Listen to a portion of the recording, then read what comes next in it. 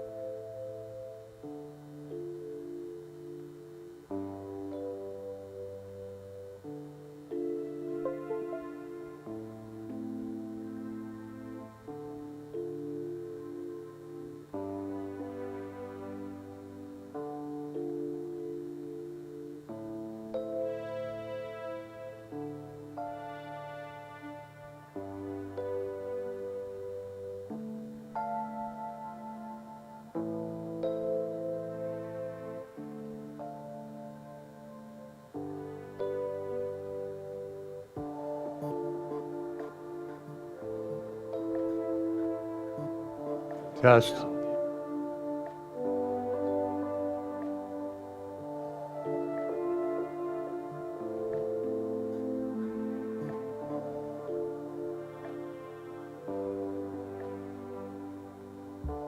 He was doing them.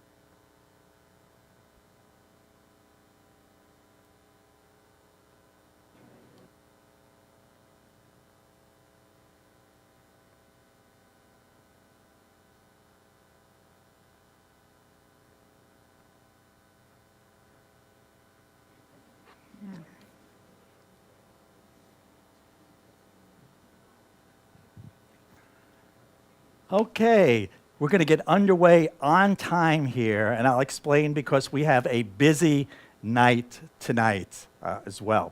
So let me rapidly go through our upcoming announcements. I hope all the technology works tonight.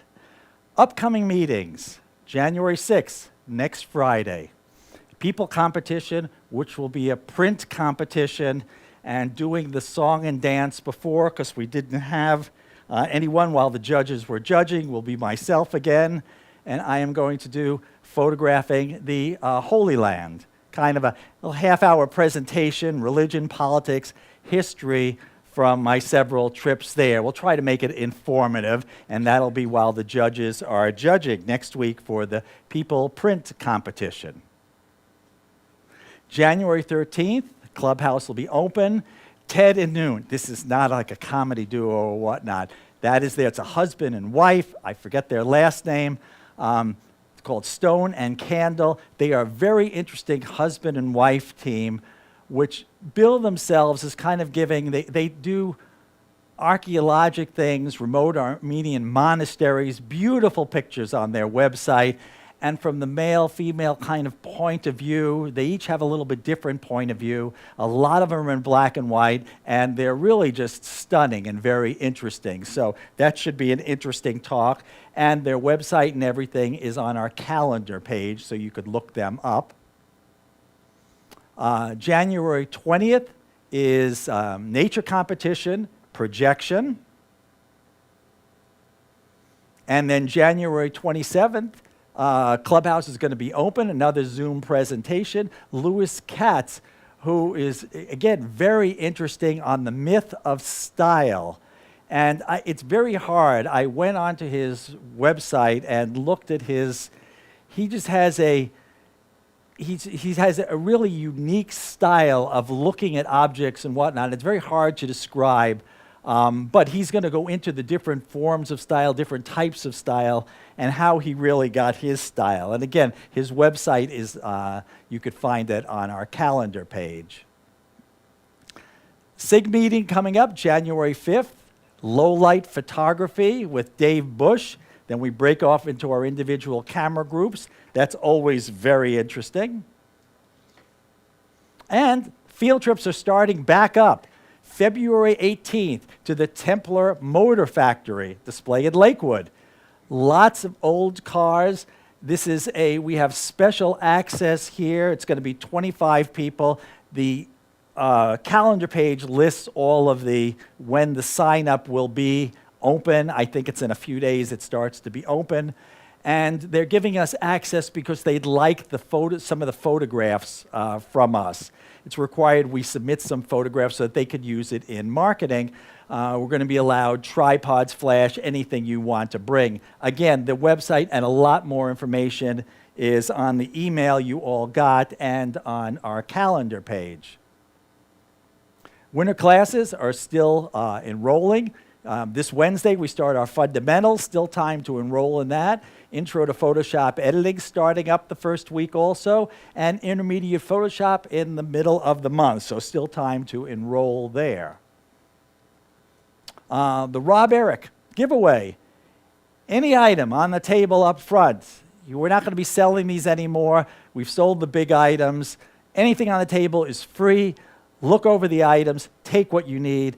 Please take our CDs, DVDs, and jewel cases. Find a use for them. They're great to keep away deer and whatnot as well. But a ton of stuff. Anything on those two tables up there, just take and it's yours. And new badges have arrived, all of those who requested them. They're on the magnetic whiteboard up there on the right side. You could just go over and pick that up at any time. Cabin Fever Party is coming January 21st. It's going to be right here in the clubhouse, potluck, robbers auction. It's going to be a lot of fun. You all got the email. Just, RSVP to info@clevelandphoto.org if you're going to be coming, so we have an idea. And all the information, again, was in that email that you got. So we hope to see a lot of you there. And, again, this tonight and all of our regular meetings are on our YouTube channel. Remember to click on live on the menu options above. The live is the one that's counterintuitive.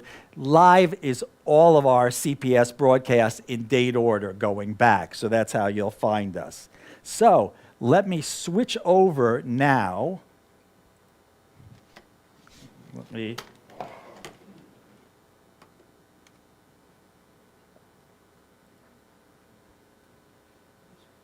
Yeah. Okay. Tonight, what we are going to be doing, let me just bring this down again. The last time we did this was quite a few years ago. With COVID, we didn't. Let me turn off this light and move this screen around. This is our critique night, where people in the club, members, submit images, and we have an esteemed panel. But these are not judges, so they are not mean. We got Mike Hopkins and we have Bill Keaton here, who are just going to be commenting and critiquing, the images too. And please, if there's anyone, any audience comment as well, just let it. It's just an open forum. We didn't know how many images we would get. We kept it down to 4 images a person. We got an overwhelming response. We have 86 images now, so there's a lot of images. So what we are going to do is, and a lot of people couldn't make it, are going to be watching from home. Everyone wants to see their images. So even if we go later tonight, we are going to get through all the images. And what we're going to do to make it a little bit better is, in the folders, we are going through the images like an image from one person, and then we're going to go to an image from the next person and whatnot. And then when we get through all the people, come back and do the second image from the first person, so that everyone, if you're one of the last few, you're not sitting here all night and none of your images are getting seen. So we're going to try to do it that way.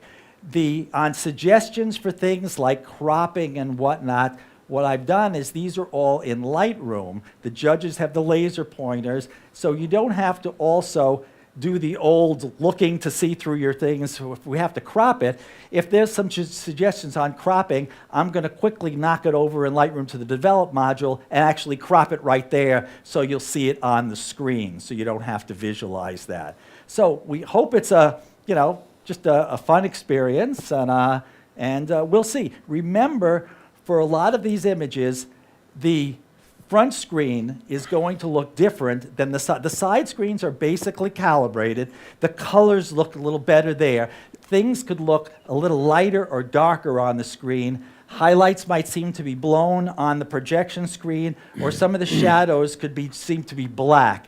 If there's any suggestion of that, just look on the side monitors, and they're usually much better there. So when we're doing this for not just a presentation, but for critiquing, the side monitors give you a more accurate preview if we're looking for things like that. So let's see how this goes then. And let me bring up the first image. And this is from Andrew Guroy. And here we go. Okay, before we get started, Bill had asked me to do the first one, but before I get started, I just want to say, this is really an open critique. We're just going to offer some suggestions, try and point out maybe things we might do differently. Keep in mind that when we critique these images, we're giving you our opinion. That doesn't mean it's the right opinion, okay?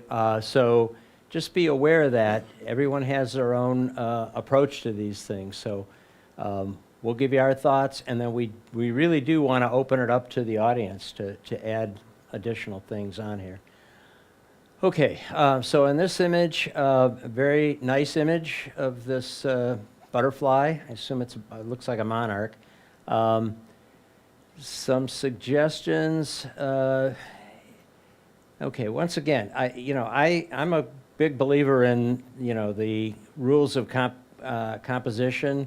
In spite of the fact that some of our speakers in the past have said, you can break those rules if it makes sense to do so. So just be aware of that. I tend to look at it that way. So in this image, the butterfly is pretty much in the center, a little bit off to the side. There's some nice diagonals in there, so that helps. I would sort of like to see this area not cut off, so those flowers. In other words, if you had shifted over a little bit, pointed the camera a little bit to the left and maybe gotten a little bit more of the flowers in here, you may have to expand out a little bit to get, you don't want to cut the butterfly's wings off. The focus is really sharp in the center, but it does fade out a little bit in the back. So I don't think there's anything necessarily wrong with that. It would be nice if the butterfly's wing were sharper. The background is fine. That should be blurred out because you want to concentrate on the butterfly itself. So again, very nice picture. Some suggestions would be just to work on depth of field and kind of realign the image a little bit so that it maybe follows rule of thirds. Bill, anything? No? That's good. Anybody? Anybody want to chip in? Remember, this is your forum too, so if you have something to say, feel free. As the night goes on, you'll get a little bit more assertive, I know.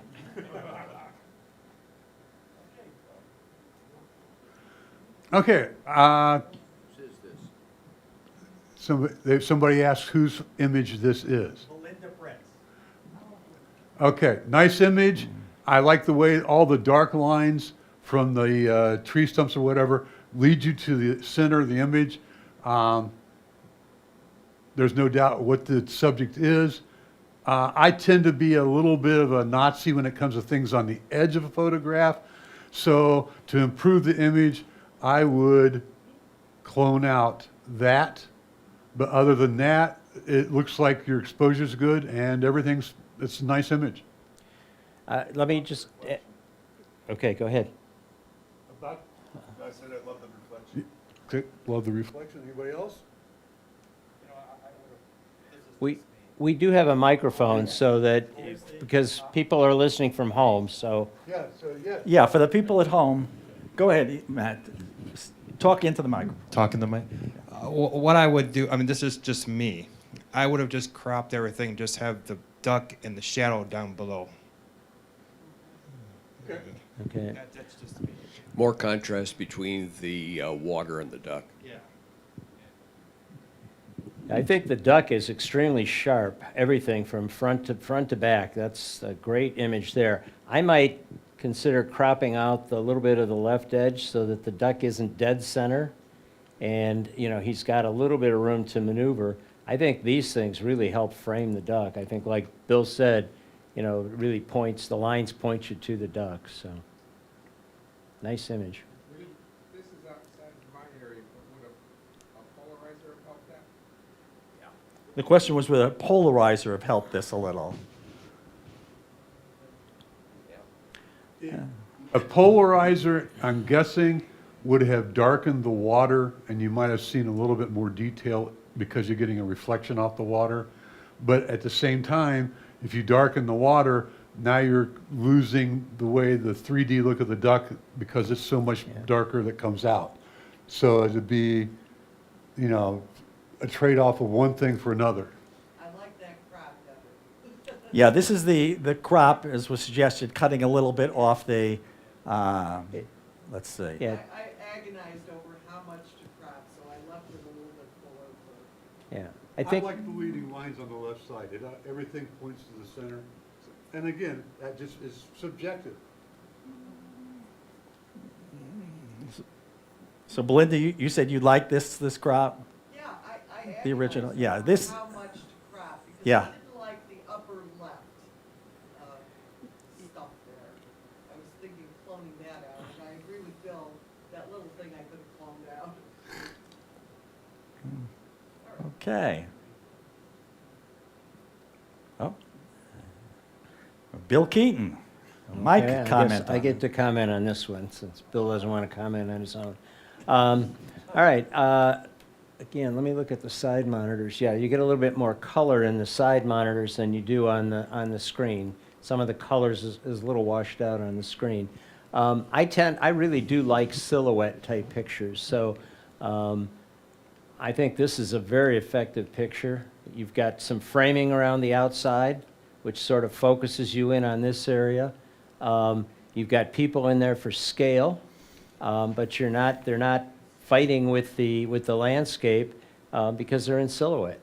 So I think this is a terrific picture, especially on the side screens. Okay. Any other? Yeah, I just wondered how it would look if Can- you went down a little bit on the highlights, just a little. What? All right. Oh, the question, oh, Done. I could, the question was coming down on the, I was looking at that a bit too. Is there any way, had you come down maximally, Bill, on the highlights? Or, I mean, because just just up in, I think you're talking about this area In the bottom. and the bottom. And you said that you wanted to burn it down a little bit. Yeah. I think, I mean, sure, you could, then you're doing away with a little bit of the contrast. Let me the see if we effect of could. the silhouette, if you do that. That was my thought. So, Yeah, that's, That's a little too much. That's too much, that's what I think. I think, looking at the is- side screens, I didn't notice that as much. Yeah, It showed it's- up on the main screen, but the side Now you screens, can see more detail in the rocks, though. yeah. Okay, it's, It's subjective. I like it brought down. you liked it which way? I agree with Marge. I like it brought down. It seems to bring a little more detail out of it. Okay, this is brought down a tiny bit. Sometimes it's hard because if those are truly blown out, bringing down the highlights sometimes just makes them look like a blackish kind of thing too. So it really depends. But this is with the highlights down, and Now you can see more of the striations in the rock. just my way of doing it, if you bring up the levels, you'll see that the levels are brought right to the white and right to the black. There should not be much of anything clipped. And that's kind of the way I adjust a large part of my photograph. See how the white is just, it's right there. Yep, that's not clipped. a good point. I was talking maybe if, if they're blown out, but they're not. As Bill points out, the histogram up here that it's showing, it shows that these are right up to the whitest whites, but not blown out. Right. Okay. Good. Bob Koleski? Okay, I like the mystical look of this. Looks like he added a bit of vignette to the corners, which is nice. It's not so heavy as to become obvious, but it does take your attention to the center. It's just a nice, simple, clean image. The very, very white summit is a little bright and attracts my eye too much. I might tone that down just a hair to make it not such a glaring look, but other than that, it's a nice shot. You might consider doing a square crop on this too, because it is dead center, and in this case, I think because of the somewhat symmetry of the mountain, I think a square crop might work. And you're not really losing anything. Just make it, no, I just keep it where it's at. Go to the 1-to-1, well, that's all right. You could go to custom over on the side, Okay, go to custom. and then just where it says original. Yeah, there should be a, go in there. Oh, yeah, there's the original. It should be a There's 1-to-1. Yeah, Sorry. there it is. And then you could move that around a little if you felt necessary. Just a thought. I'm going to add a couple, my 2 cents worth. Squares tend to be very stable, and I think you lose a little bit of the dynamic look when you go to a square. Okay. There's a lot of information on the left and the right there too. It's just suggested, but I think that you need that. There's a lot on the left. I don't see too much on the right. So, I mean, that'd be another option. You could crop there. You could even make it a pano. So, I mean, just, there's a bunch of different things you could do, but that's a beautiful image. Thank you. That was the sun breaking out at Denali. Wow. This is just my opinion, but I think if you crop it down more, it loses some of that feeling of being really wide. Yeah. Yeah, Marge's point is if you crop it down more, this the people at home, okay? Crop it down more, it would lose the perspective of the everything being wide. That's, I like it, okay.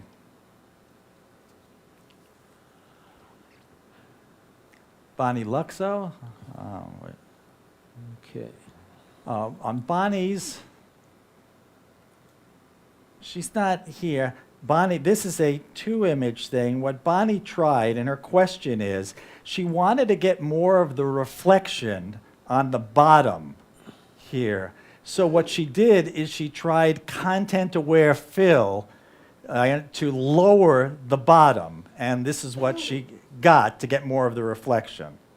And her question to us was that effective, or what did we think of it? All right, well, I'll give you my 2 cents worth. I don't think it's effective in this case because that doesn't look natural. Content-aware fill works in some cases. I don't think it works too well here. Okay, can you show me the original again? Yeah, because it just looks, it just doesn't look right. Content-aware is not magic, and if you look, it's made a second head on this one here, and there are 2 heads. Right, that's what I'm saying. Of It the just bird doesn't- there. the So you shadow- might not notice if this wing on the left is larger, but this double head on both of them is, Yeah, I don't think it works. I would stick with the original. And then, again, let me look at the side monitors, because it looks a little dark. You might want to bring up the shadows. Again, it looks better on the side monitors than it does on the main screen, but looks like you've lost some detail there in the shadows on the one bird.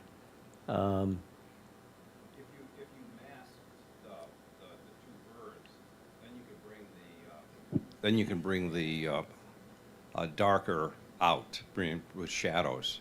I think that would be the key there, especially on the one on the right. You could really bring the blue out on that. Yeah, in other words, mask the birds and then Right. do your work on the birds themselves Yes, that's individually? correct, Yeah. right.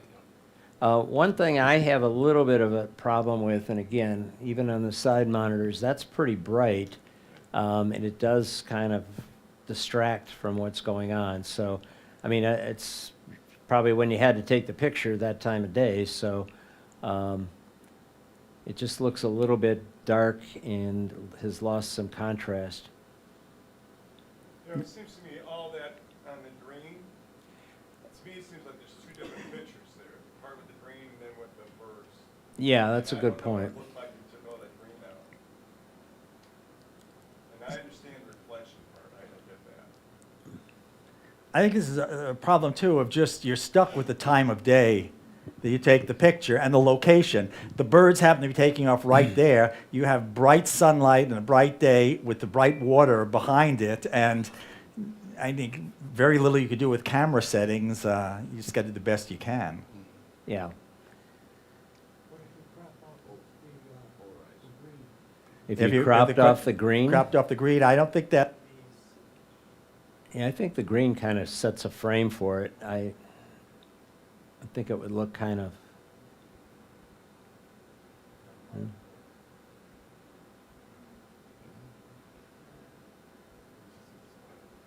I'll add my 2 cents worth. Um, This is a situation where the light just isn't in your favor. It's not right.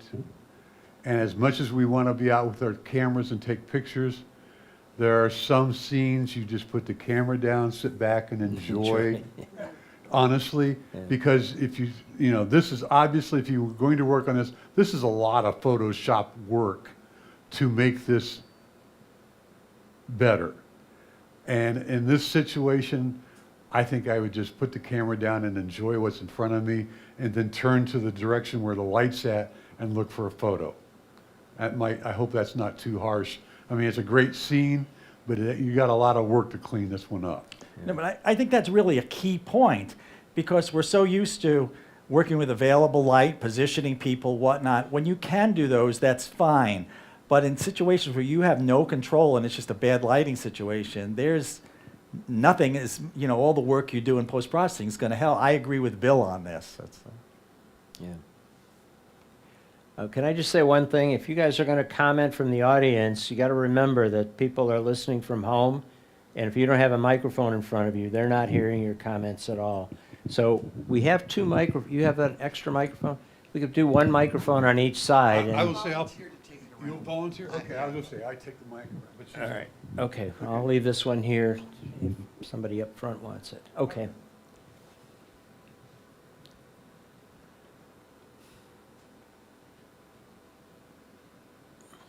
Okay, this is Dale Cowan. Interesting as an abstract.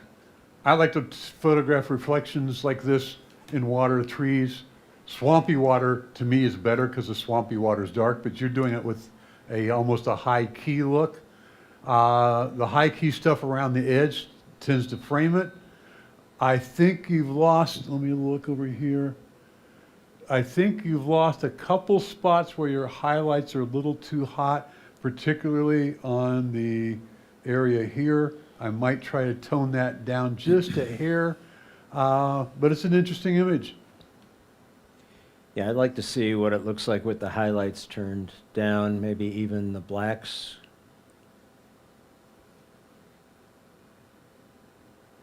Because I think I really like this area in here, the reflection, but it kind of gets lost in the highlights.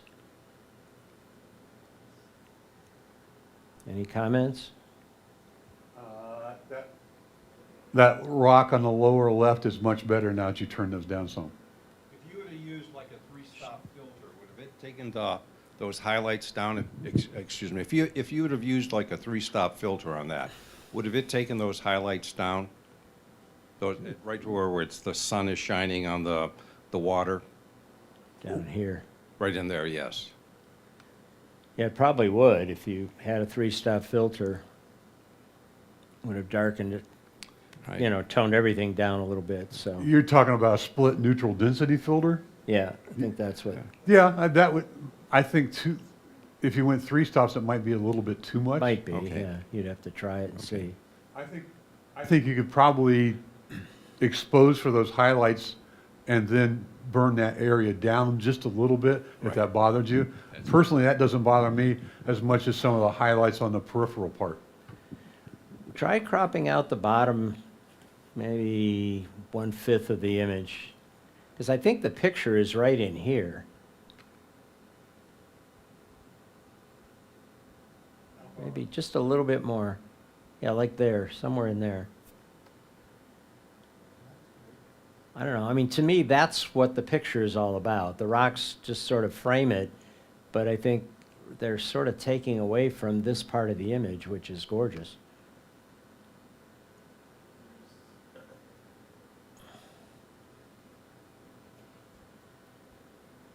You could also maybe play with the hue and saturation, maybe take some of the yellow out of these leaves and make them a little greener. Just a thought.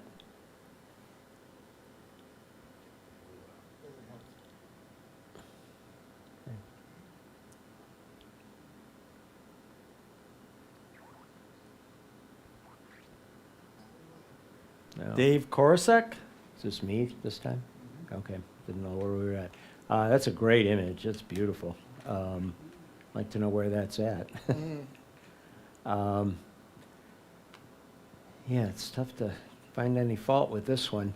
Yeah, the mountains, the color's great. You got a nice reflection in here. You've got some foreground elements that kind of lead you into the picture. The river kind of draws your eye all the way through the picture. The trees aren't overly saturated. I don't know. The trees sort of frame this whole area in the center. I don't know. I don't see anything I would change. Any comments? The use of the polarizer is excellent. Please use the mic. The use of the polarizer is excellent on this photo.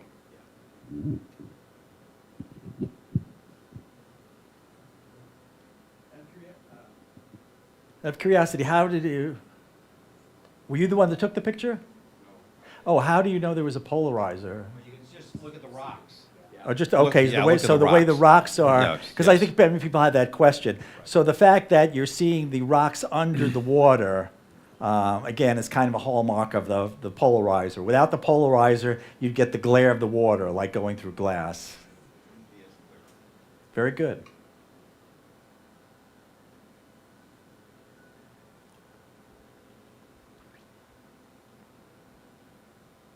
Elaine Joseph.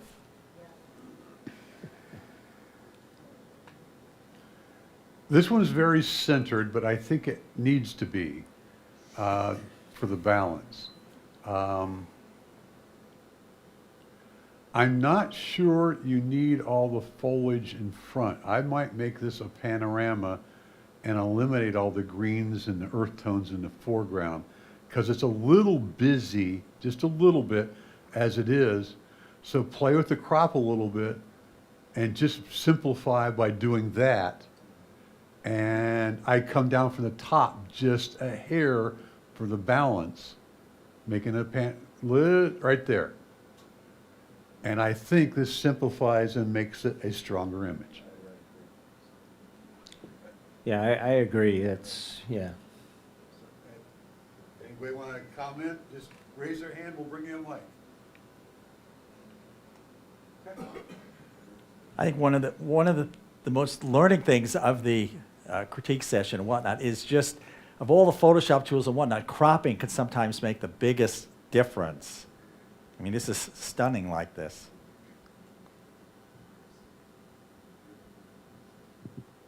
I think when you take a picture, you want to look at it and see, are there parts of the picture that don't really add to the image? And try and eliminate those. Or are there parts of the image that detract from it? And I think, like Bill said, I think the foliage in this case, this is really nice because it is simple, and a nice contrast between the whites of the rocks and the blue of the background. You might even, with the pano, just trim off a little bit of this, and just so you're focused on those main rocks. I was thinking more. A the little bit of other- what, Mike? The right or Of the left? left-hand side. The left-hand Yeah, side? just a little bit, maybe a little more, yeah, maybe around there. I'm wondering, what would happen if you just did a little dehaze to the right? A little what to the? Dehaze. Dehaze, A little dehaze, okay. or to the, I like it with, A little, so here's before and after. Take Yeah. the dehaze off just a little bit, kind of half, what? Yeah, it's too much. yeah. And just a little down on the highlights. And a little down on the highlights. Okay.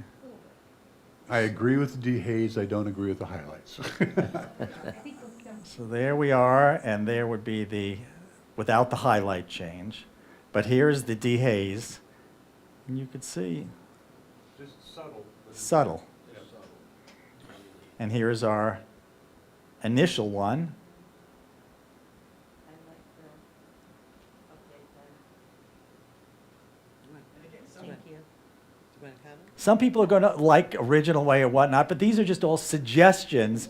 And again, it's just little bits of things, but these are like two different images. Yeah, again, like we said, it's personal opinion, but we're just offering suggestions as to what we think Yeah. might make the image stronger. And I really do think that does. Yep. Okay. Let's see. Elder Baroni. That's a nice image. I like the moonlight up here. That's kind of cool with the clouds. I don't know what I would do. It's hard to see the focus. It looks like it's a little more focused on the side screens. Up here, this just looks just a little bit fuzzy, where it doesn't seem quite so bad on the side screens. So that may be just our projector. I'm looking at the, let's see if we get a, no, there was no, it's 3.2 seconds, so this is a tripod, Okay, and f8. all right. What about, let me try just a tiny crop on this one. Yeah, if anything, I would say there's a little bit too much water. Too much water, That right. does the rule of thirds now. You've got three. Yeah, you crop right to that reflection. Yeah. Crop to that reflection, which you have, and then that's really bright. Tone it down by burning or something. Just don't get heavy-handed, but just a little bit, because it's so bright, it almost overwhelms the scene.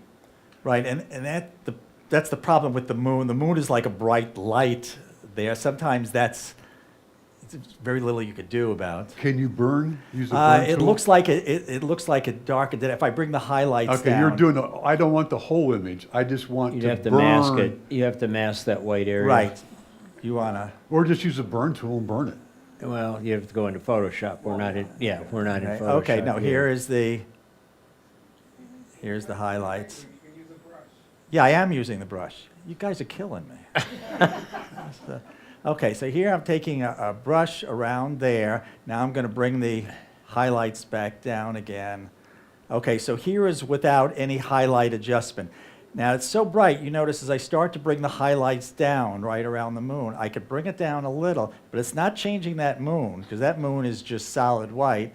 If I come down more, it's going to start to make the moon like a little, right, exactly, Yeah. muddy in the middle as well. So this is a case where I And- could bring the highlights around the outside a little here, and here we see, okay, between, let me turn off the overlay. Between there and that's with the highlights down a little. But you see it's affecting the area around, which I like, but not so much the moon itself. What about the reflection in the water? Yeah, the That's- reflection in the water is what bothers me. Oh. The moon doesn't bother me at all. Yeah, Oh, I I was think thinking the that same large thing. white reflection in the water, that needs to be toned down Gotcha. just a little bit. Gotcha, okay. So let me do brush. Okay, we'll bring some of the water down now. Okay, not that much.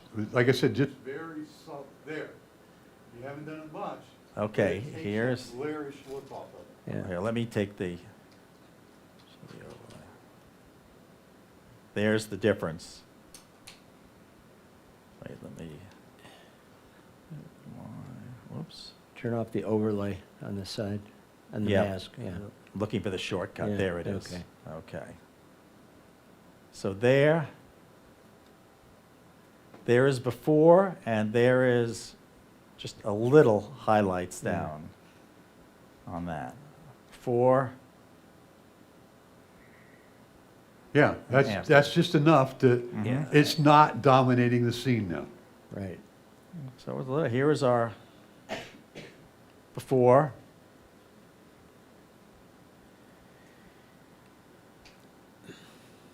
And Go back. again, it's a matter of taste. I actually, With the before I'm get- picture, I'm your getting used to horizon the- is right in the center Yeah. too, which is generally not a good idea.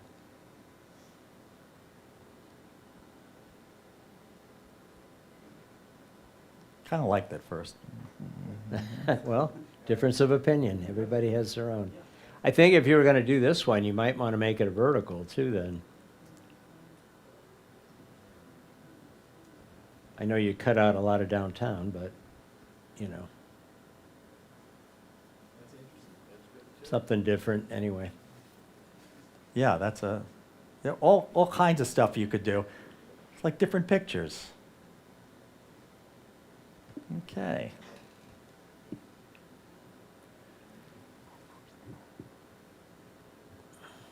Hey, Elizabeth Babbitt's. Yours. Ooh. I like this picture. I tend to like things that have been simplified, and this is very simple.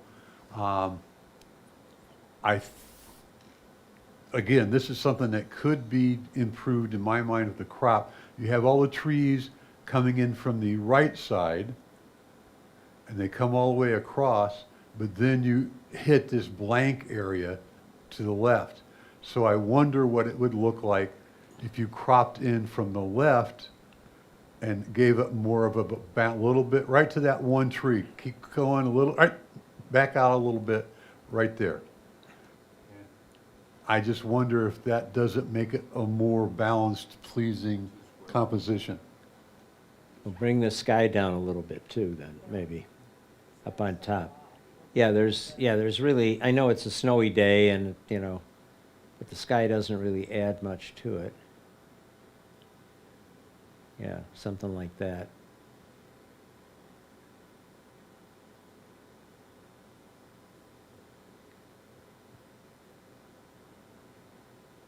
Yeah, there's a nice contrast between summer and winter too.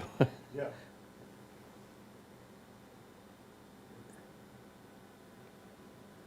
Yeah, this is very nice. Any other comments? No? Okay. Okay.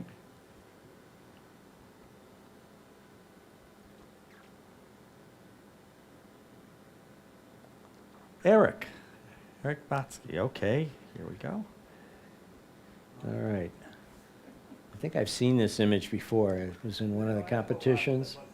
Oh, okay, all right. Well, I'm glad I got this one because I love pictures of animals. I'm assuming you took this at a zoo or in the Akron Zoo? Okay. Yeah, very nice image. Eyes are really sharp, that's good. You know, the fur, you can see the details in the fur. It does get a little fuzzy down here, but that, again, your focus is really on this area of the image. The background, you got, you know, is blurred out, which is what you want in a portrait type situation. Got a nice diagonal going through, which again makes the picture a little bit more dramatic. That's a great image, really is. This isn't a critique, it's a question. Is the color balance right I was on just this? gonna, when you were done, I was gonna ask that out of curiosity. I'm looking at the side monitors, and it Yes. just looks like the color is The off. blue. A It's little too blue. A little too blue. Yeah, Let's And see. so that's why I'm asking. Yeah, my I lost the calibrator for my monitor, so everything's a little bit off since I got a new computer. Okay. But yeah, I Let's- noticed that let's after give I got that it a off try my then. computer. Let me, first let me try with to change the temperature. Warm it just a hair. Yeah. So here's, That looks a little bit more natural, but I'm not sure. I wasn't there, so I'm not sure. That's why I There. said in the It form looks of a kind of question. green though now, at least on the big monitor. what I was gonna try is on Yeah, go, the HSL to come down just on the blues, or maybe aquas. Let's see what happens. So here I'm coming down on the blues without really affecting the greens or other colors. And there is before I think it looked better with the temperature change. with the temperature change. Yeah, maybe not quite that much, but So there's the temperature change, and let me use a little less. You mean back off a little bit? Like that, maybe. yeah. somebody had a good suggestion from the back, make it a black and white. Okay, we'll try that. But again, Bill was right there too. There's just a little bit, a kind of bluish tinge. Yeah, I'll play But you with can it. see all of a sudden now that's gone real easily because it's a beautiful picture. And black and white, it's either way, it's stunning. If I may make a suggestion, if we go black and white, the background should be a little darker, maybe? Yeah, you could play with the contrast on it Yeah. a little bit too, with the black and white. Black and white, but in color. Yeah. Contrast.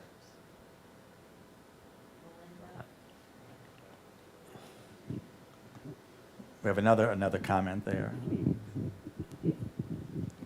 Try bringing the yellow up. Try bringing the yellow up, okay?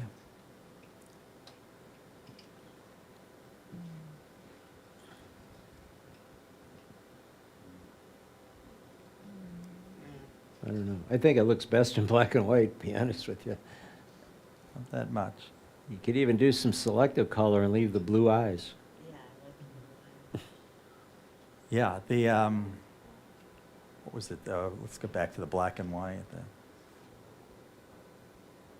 Yeah, it's just a stunning picture either way. Either way.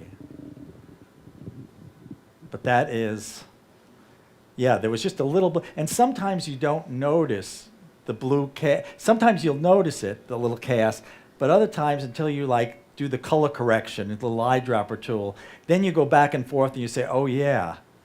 But what was it? Yeah, I agree with you. Just a little color temperature. Beautiful picture. Okay. Graham Stead.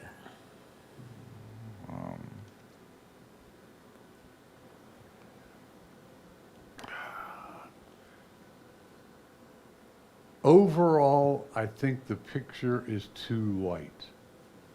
I'm saying that the building is, it's obviously in direct sun. Lower the overall value of the picture, the tones, tone it down a bit and see if that doesn't make it pop a little bit. I wouldn't mess with the contrast, just lower it overall. There, right there.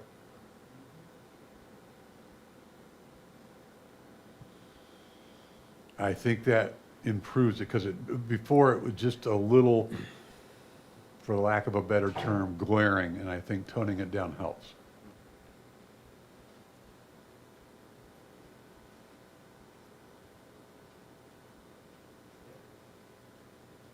You're clipping the blacks a little bit, but most of those are in the deep shadows and you're not losing any detail anyway. bump the clarity up just a bit. I'm curious to see what that does, 'cause sometimes that tends to darken it. No, it does. Dehaze a bit. Yeah, you could try dehaze and see. That tends to darken it too. Okay, oops. Right underneath clarity, yeah.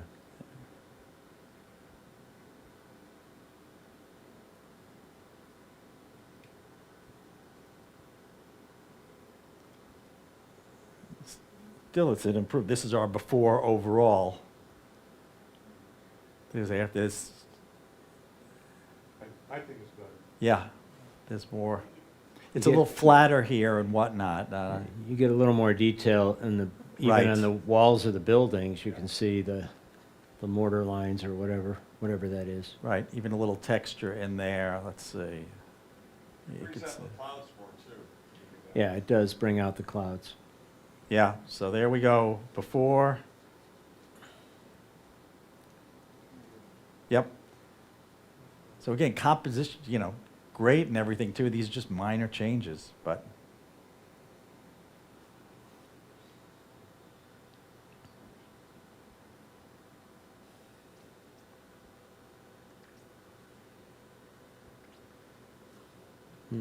Jim Rowe? I seem to remember having seen this picture before too.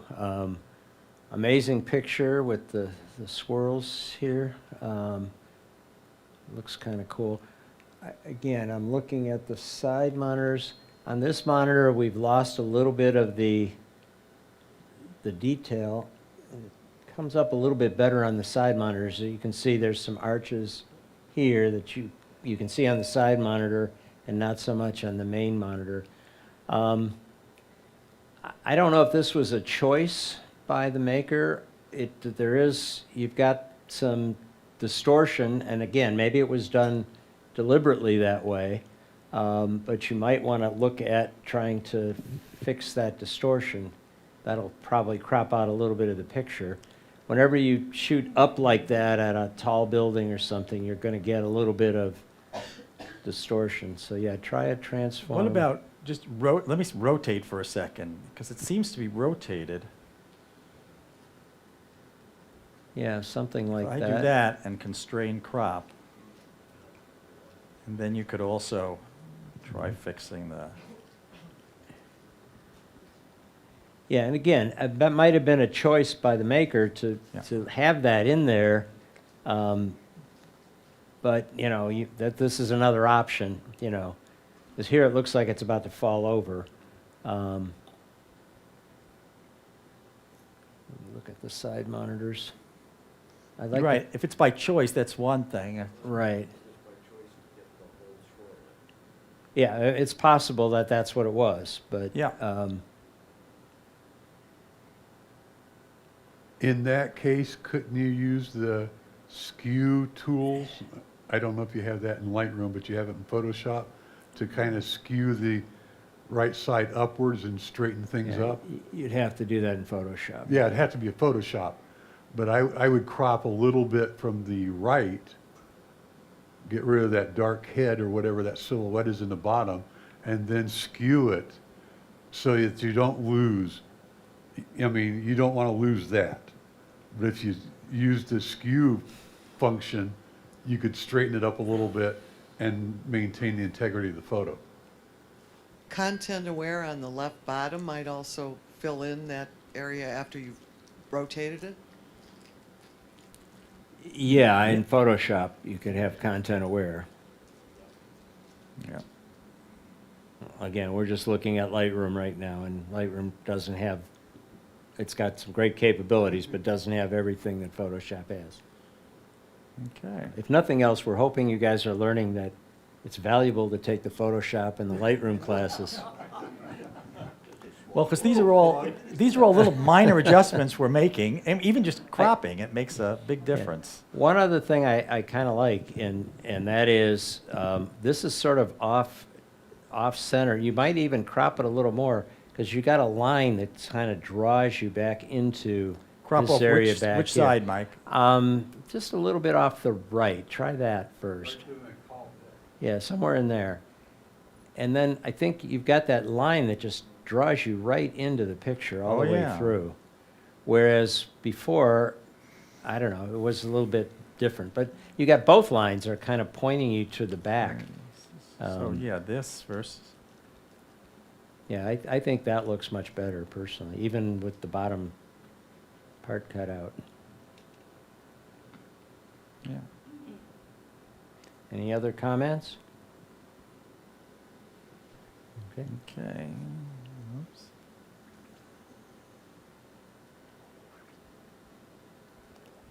Joe Miko.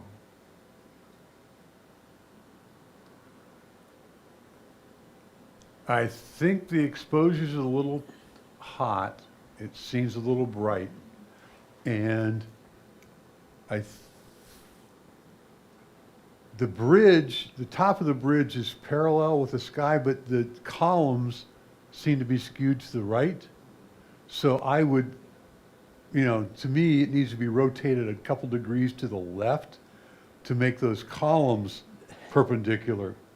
This is a photo that we use in the Photoshop class, actually Yeah. the one class that I teach on, and we use skew so that we make sure both this and this are, horizontal. Okay, And we did use skew in order to do that. You can't do it in Lightroom, unfortunately. okay, it just seems like the bridge is leaning slightly to the right in the original. Yeah. And I'd like to see it brought more back to the vertical. Right. And again, I think your exposure is just a little bit over. Yeah, I would agree. I think too, and again, I don't know what color these were at the time. Maybe that's the color they were. They just look a little bit saturated to me, maybe oversaturated. That's better. Yeah. that That's is the better exposure. Try bringing the saturation down just, at least in the yellows. Well, the whole thing maybe, but don't want to go too far, but I think that looks a little more natural. You want to bring the yellow sets Yeah, down? bring the So- yellow. Okay. Sets down a little bit. And I don't know, to me, when things are oversaturated, they just jump out of the image to me, and I don't particularly care for that, so.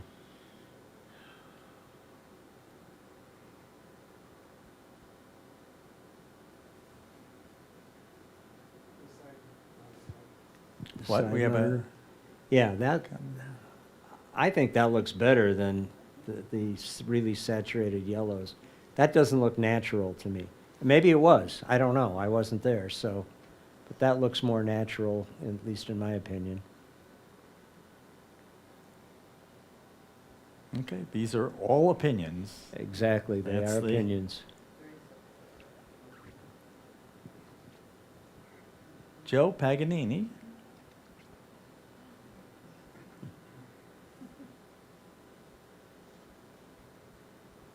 This one's you? You did the, I'm sorry, I thought it was me. Okay.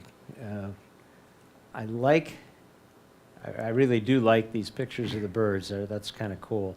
The horizon is tilted, so that really should be fixed. Again, if you're doing it for an artistic reason, then you probably want to do it even more extreme so it's obvious that you did it that way. But I would straighten the horizon.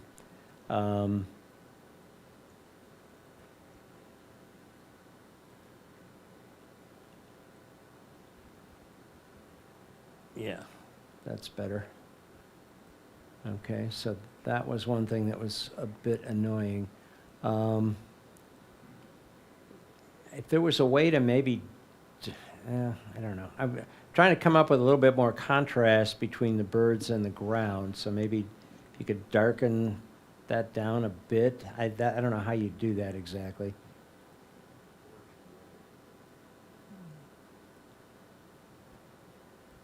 Yeah, that's a little better. Yeah, I think that brings out a little more contrast. It still looks a little orangey now, though. The sand does, at least on the side monitors. Doesn't look quite as bad on the others.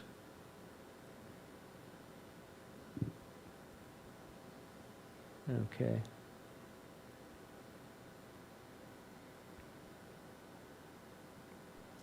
All right. One other thing, and this is kind of a nit, but kind of look at the corners on the outside, and here you got half a bird. I don't know if there's a way to just crop so that that doesn't appear. You know, chopping the bird in half. Okay. Yeah, to me, that looks better, okay. Any other opinions? Suggestions? To me, it just seems like the birds on the right don't look focused, but the ones to the left look focused. So I mean, if I would have tried the ones in the birds in a line, maybe cropping that area and just deleting all the other ones. Because they don't look in focus. To me, it don't. So you're saying, it's my which ones are glasses. you cropping out? Well, I'm saying the ones that are in a line. The ones that are in a line. Yeah, just have that. Because What crop, you saying crop out these ones on the left there that are in a line? Or keep that, because that looks like they're more in focus. And get rid of these other Yeah. ones? Well, I could be wrong, but You mean just keep these ones on the left? yeah. But then there's no, what are you gonna do with all the rest of the?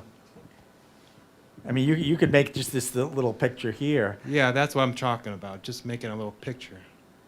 Just make it a little picture of those birds, Yeah. like that. Yeah. No? You could have two, we've had this before, we have two pictures. I mean, you could have that, you could fool around with that. Not, it doesn't necessarily mean there's gonna be one picture in a, you could have that, or you could go back to, you could crop those out.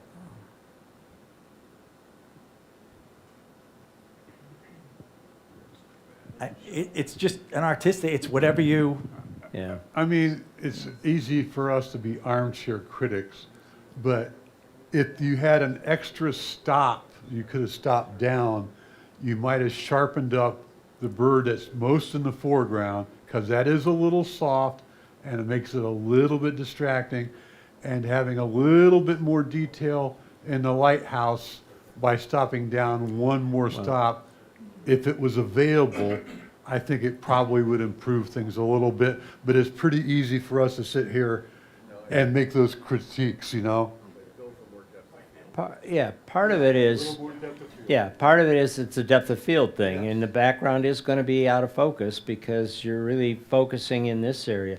You could, you know, use Photoshop or even Lightroom and, you know, get rid of that bird, okay? I think you need them there. Well, yeah, it could. Another comment. Yeah, I really like the people at the top of the picture, right Mhm. below the lighthouse, even though they're not the major part. My eyes I kept getting drawn into them for some reason. And then with the cropping, I wouldn't want to lose the lighthouse. I get that you could have two pictures ultimately, but that lighthouse really draws you in as well, even though it's in the far part of the picture. Yeah. So I would crop maybe with all the cropping discussion, but not lose the people or the lighthouse. that would be without, while you guys weren't looking, I took the bird out, Yeah. just crudely. But I agree with Bill, that's, you know, it's artistic, but it was almost part of the, Yeah, it's nice because You- the branch sort of frames them too. right, You know, you right. could throw this in like Topaz or something and see if they can, there's, you know, Topaz Sharpen will actually adjust focus for you. Yeah. I don't know if it would do enough on this, but might be worth a try. Yeah, this one's nice because you actually have a foreground with that one bird, Right. a middle ground, and then a background. You've Right. got this a nice layered photo. Losing the one bird loses the Yeah, foreground that's a element good, a little that's a bit. good point. Yeah, you're right. yeah. Very good, Any other comments? Okay. okay. Kathleen Sullivan?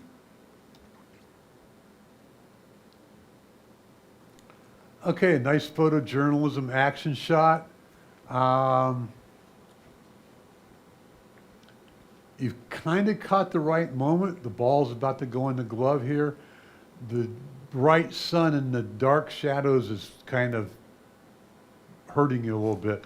Not seeing the guy's face, it's turned away, is one thing, but not only that, but the helmet is kind of bleeding into the background, and you almost had this headless look. I would work a little bit in that area to try to get some separation if I could. I like the coaches in the background watching. That's an element of interest to it. But you do need to try to separate that a little bit somehow. Okay. Just point out it's better on the side. Yeah, on the side monitors, it is much better. Yeah, it's a- So I would still try to do it a little bit, but it's not as bad as I thought looking at the projection. So overall, decent shot. Too bad he wasn't a, let's see, too bad he's not a right-handed batter, Yeah. so he'd see his face. Taking pictures of ball games is tough. My son coaches for Solon, and I've been taking a lot of pictures, and it's really tough to get good action shots. I like the fact that you caught the ball. Yeah. But this is a case where also selectively, as Bill said, this is really white here, but it's not clipped. And I just brought the highlights down to see, and you get all the detail in the pans, and they're not as white. So if you did that selectively, just to that, it would. But nice action shot. Oops. Okay.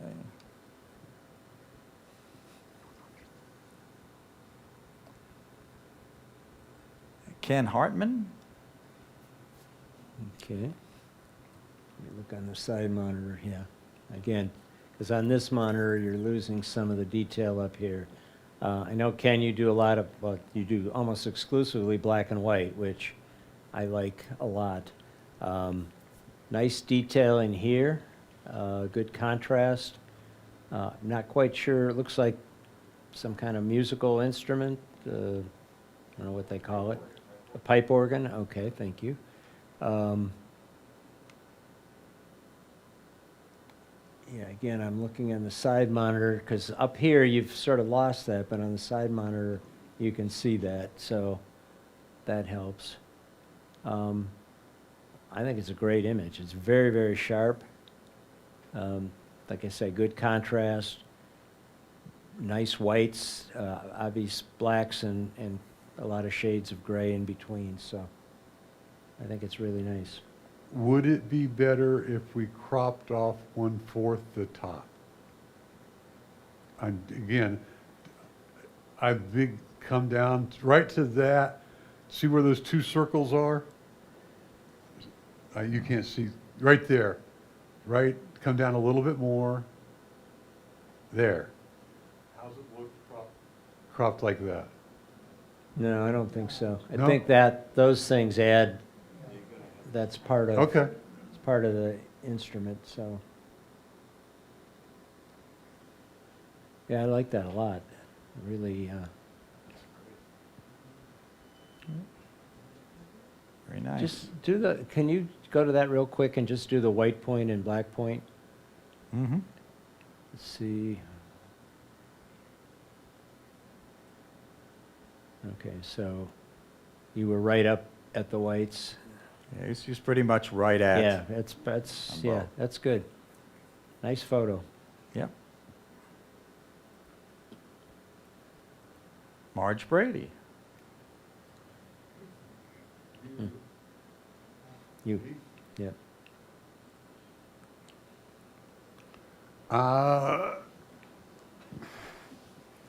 It's an interesting subject. I like the way that you had the graphic designs on the yellow umbrella, and it's almost an out of focus look on the umbrella to the right and under it. So everything leads you back to that yellow umbrella. I ask, why do we have the border on this? Because to me, the border just distracts. That orangish broken border doesn't add anything to me, and my eyes keep going back there because it's a repetitive pattern on the bottom. So I wonder if you were to crop the border out, just, yeah, and a little bit down from the top. And again, that's right there. I disagree. Okay, Because I think and again, Marge, you're here, so you can explain Yeah. what this is. But it looks like you're looking in a window at umbrellas that were in a window, and this is the wall for the window? Is that what it was? Yes. Okay.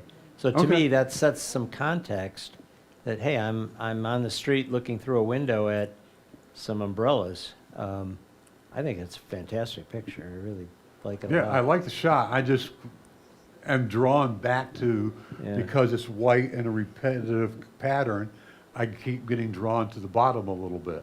That's all. Microphone? Mike Here. or Rich, Yeah.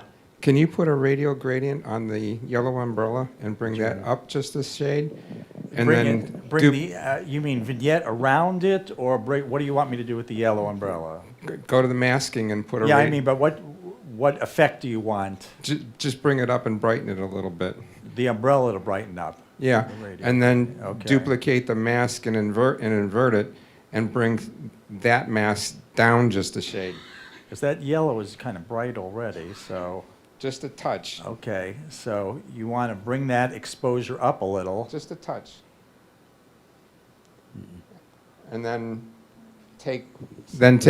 duplicate that mask and, Just invert the mask. yeah, duplicate it, invert it, I'll just. and take okay. it down, just, take it down a touch. Duplicate and invert. Okay. Just a touch. Just a touch to darken the.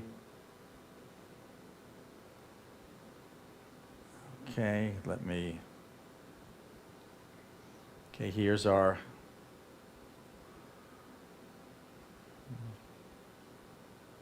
Is that what you were thinking? I was just trying to make the yellow pop a little bit.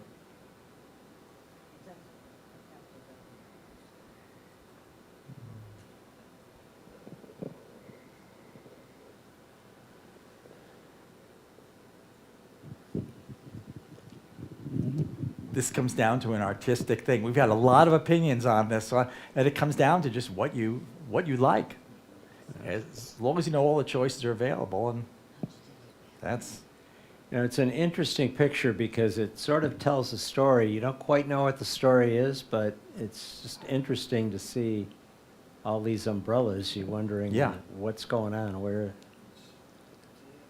The Yeah. orangish look is an effect that was done in Topaz Studio to make it look kind of soft and oldish, sort of.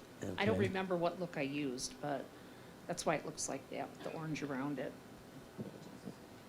Very nice. Mick Russo. Okay, you got one there. Shut this one off. Who? Me, okay. Great shot of the squirrel. You got him eating here. Good detail. Eyes very much in focus. You can see the fur. I guess if I had any suggestions at all, it might be to crop some of this. I think there's a little bit, there's not a whole lot going on over here. I wouldn't crop it too much. Which side, Mike? Just try the left a little bit, not too far. You may even want to crop the right, just to keep the rule of thirds somewhat in effect. And maybe from the bottom, no, not the bottom, it have to be from the top, because you don't want to cut his tail off. Just a touch more. Okay. Touch more. Yeah, that looks good. I like the contrast between the bright background and the squirrel, because he pops out. If he were up against this dark stuff, you wouldn't be able to see all the detail. You may want to tone down. I'm trying to look on the side. Oh, again, it looks much more saturated up here than it does on the side. I was going to say you could tone down the saturation, but now looking at the monitor, I might actually want to bring up the saturation a little of the green.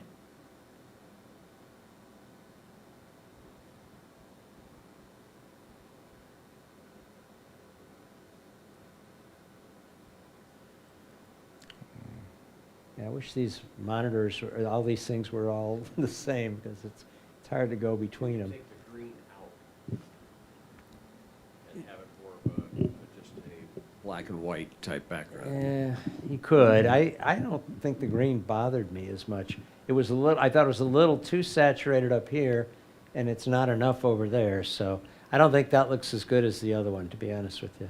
That's too much saturation. That's not enough. I'd like to see it just a little higher.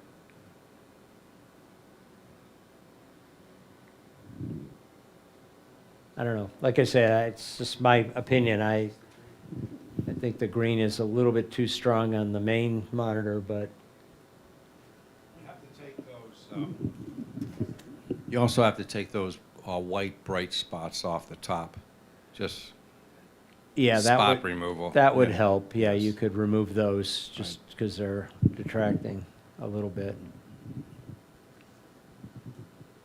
You could- Beautiful picture, though. You could potentially remove this branch, but I don't think that's really, it sort of frames the squirrel a little bit between the branch and the leaves. So I like it. It's a very nice Yeah, picture. he's afraid you have the branch here and you have this leaf right here. It just, Kind of, yeah, he's he, framed nice. right. Okay. Mike Murray. Oh, let's see. That's a nice silhouette, well composed.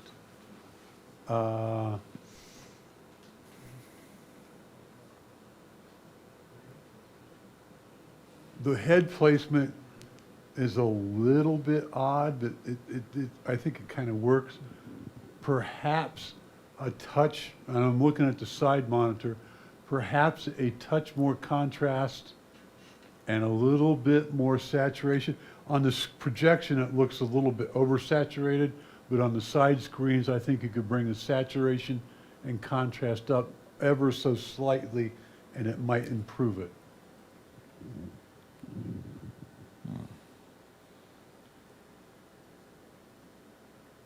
While he's doing that, the picture I took of my son walking into the sunset, I was concerned about the clouds at the top because the ISO was pretty high and I wanted to crop down the clouds, but I didn't want to take away from the clouds that are on the sand by cropping out the clouds at the top. I thought that would take away from their presence on the sand. So I was looking for an opinion about cropping down and then having, is it okay if I crop from the top even though the clouds would still be in the sand? Yeah, I think you could crop down from the top a little bit, and in doing so, I mean, there's a kind of a whitish streak. You might come right to there. That kind of eliminates that. And I mean, again, not having been there, I wonder, it looks like you shot that standing up behind him. I'm wondering what it would have looked like if you would have knelt down and shot up at him. That might have separated him from everything a little bit more. Just something to keep in mind for next time. When you have a shot like that, try to kneel down and shoot from upwards as well. And then later you have the shot, you can decide later which one you like. I think if you've been down lower and shot up, it might be a little bit better shot. I was thinking the same thing What about, because yeah. right now his Because head that is. rock on the left was cut off, and it also puts him in the, like the little third thing. I don't know, that's just a, here's, You know, I think you're that lower, the shoulders are gonna be, Yeah, it's a, They shoulders are might be, too they close might to the be rock. through the rocks. They might be. you're not gonna get the differentiation, I don't think. No, I said if you shoot upward, I think you're gonna get the shoulders yeah, that's, with the rock. I think here you have some separation with the head and the sunset. Possibly, but it looks to me like there's a rim light on his head and shoulders, and I think you might still have the separation. Again, it's easy to be an armchair critic. Another approach is just to recompose it by having the photographer move over to the right and put the image in the gap that's on the yeah, left. over here, yeah. That's You a have more room possibility. there and you don't intersect with the rock. If you're really ambitious and know Photoshop, you could kind of chop that out and replace it with sky. Yes. Hey, it works. To me, it looks like the horizon needs to be straightened. I don't know if it's just my eyes, but Looks like it's You leaning. think the to- horizon is, Joe, you think it's off a little, not straight? That's how it looks to me. Let me see, I'll put some grid lines there from Transform. Maybe I'm wrong, but Um, that's how I see it. It looks pretty, That's in looking pretty at the straight. grid lines closely, it looks pretty straight. Okay, Yeah. it's just me. Here. So s- Yeah, it could be, that monitor. Yeah, Marge, you had a? Well, this is just a super picky little detail, but I see a spot in the sky and on the right, which is probably a bird, but it looks like it might be a sensor over spot. there, It's yeah. probably a bird, but. This here? Yeah, I'd get rid of that. For I think some that's a- reason, my eye landed It's a right on bird, it's a that. bird, it looks like. Yeah, if you can't see a really well-defined bird, it looks like a weird spot, though.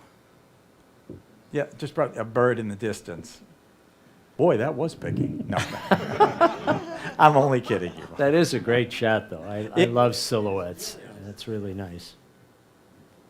Yeah, we're looking at tiny little things here too. Overall, it's a beautiful shot. So don't get me wrong.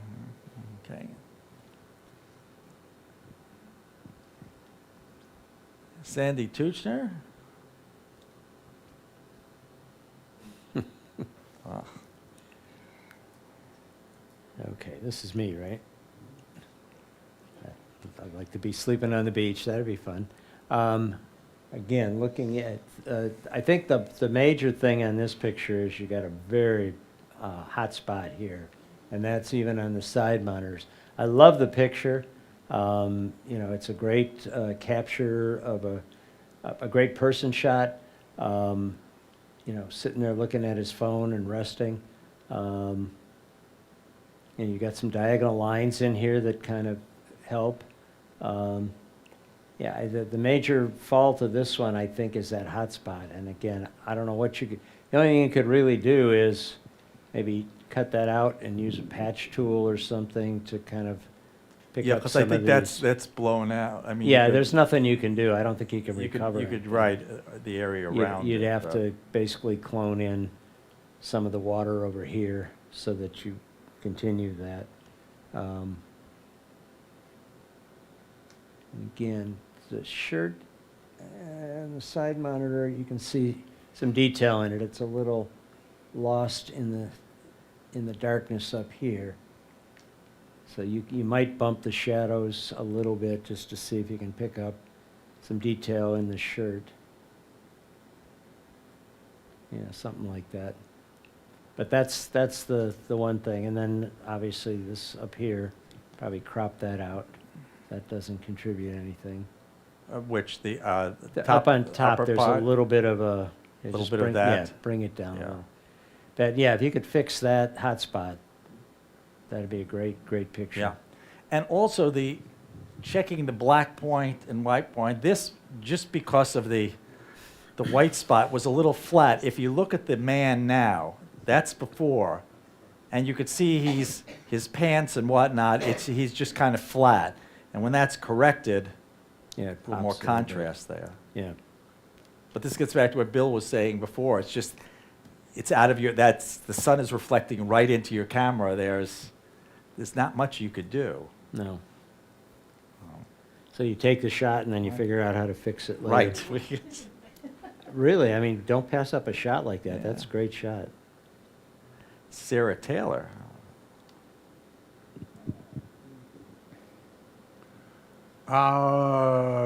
Nice composition.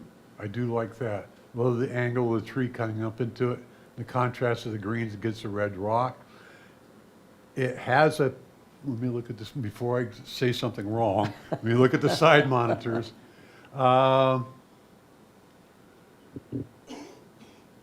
You have got a little bit of a hot spot in the rocks to the left of the tree. It looks like you need to work on the detail there a little bit. Down here. And having been to that area or out there a few times, it has an overall bit of a pastel look. I think those rocks, the red could be brighter.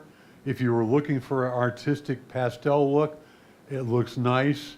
If you wanted a more realistic look, you need to bump the saturation of the reds, probably the overall saturation up a little bit.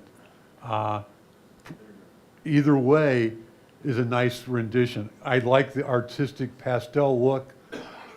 The realistic look is to have it a little bit more saturated. Depends on what you want to do.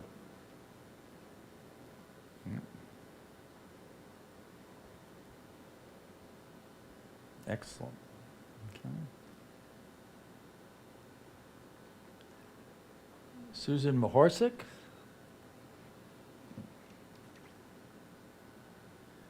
Oh, Okay. Oops. That's a nice photojournalistic street-type shot. I like it. I find these lights in the background maybe a little distracting, so they could either be cloned out or depending on your crop. Again, this person up on the monitor, the person in the back is lost.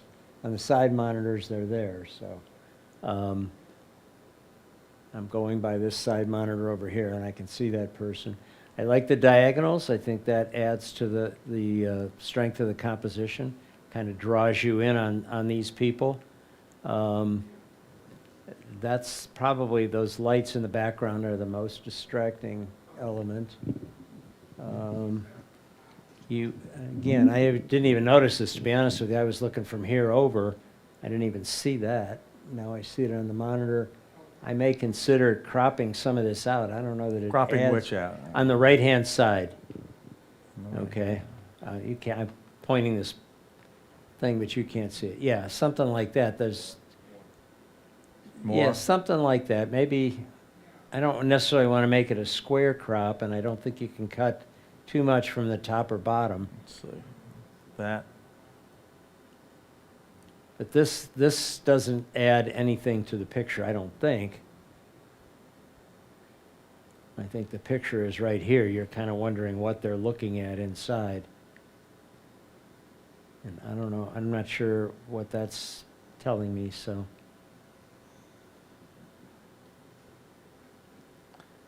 Yeah, it would probably be fairly easy to just take out those lights. Yeah, I would think Right, so. yeah, and it's a beautiful shot.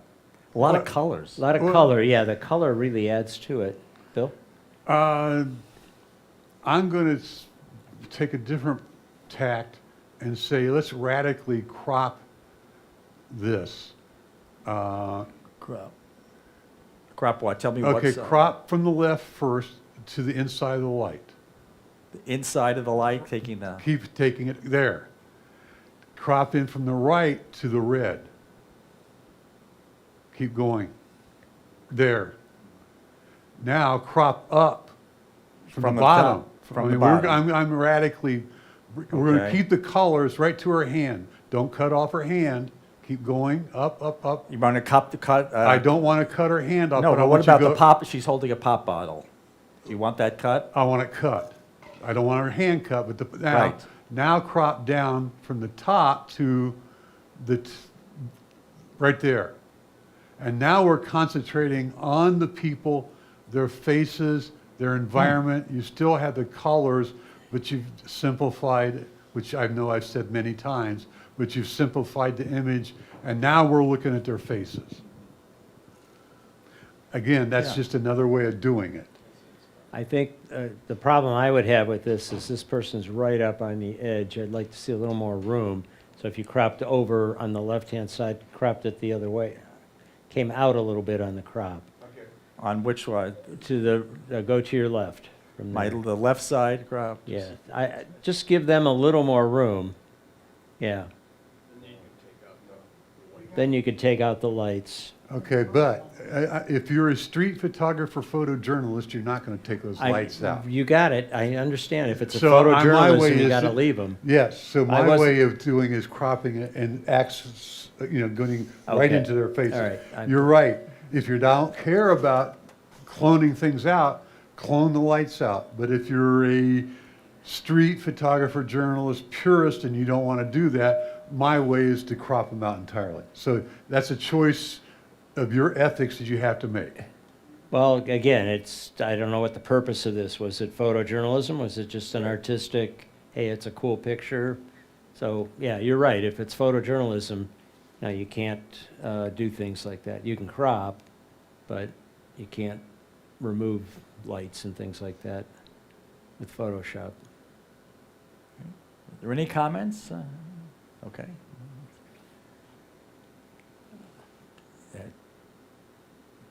We have, wait, we did We did Sarah, we Susan. did Sue. Tish Hopkins. Yeah.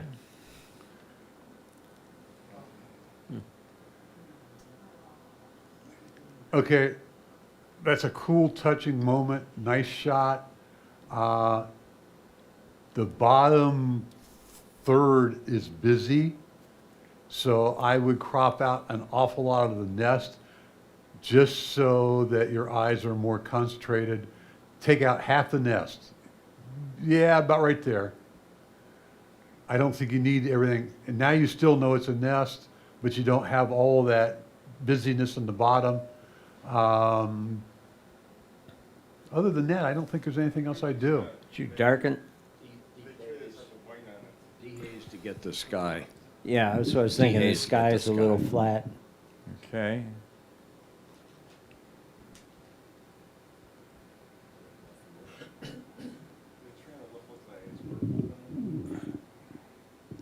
It's going to be hard to work with that, that sky. Let me do one other. No, Instead without- of saturation, do luminance and bring down the luminance of the blue. Not too much. You don't want to look unnatural. Yeah. No, got to bring it This- down. Yeah, around there, Yeah. somewhere around Right, there. you'd have to do this selectively because it's starting to, Yeah, the bird is starting to turn a little blue. yeah. So you probably should do a select sky and then do it on the sky. Right, and this is a hard sky because it's mostly white, so this would be a, Well, if you do the masking and do select Yeah. sky, I think it'll probably do a decent job. it gets the. It gets the bird too. It gets the okay. bird there. Well, you could, I mean, you So, could right, clean if we that had, up. right, if we had time, what we do is we would then take the bird's head out, we'd make a better mask Yeah. on that, but that's the, What about cropping out part of the sky and coming in a little bit from the left-hand side? cropping, bit of Marge, you the want to crop sky some of and the coming in sky? from the left-hand side a little more? Coming in from the left?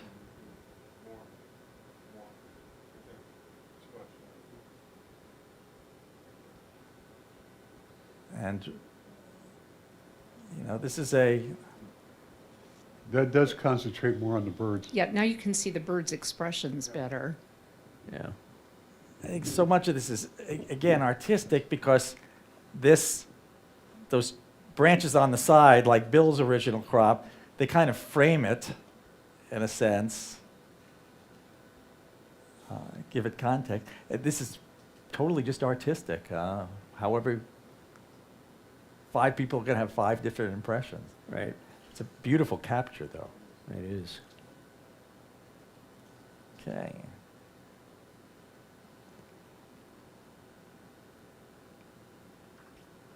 Valdez Krebs. Oh, nice. Nice black and white. Can we see the black and white, black and white points on this? Yes.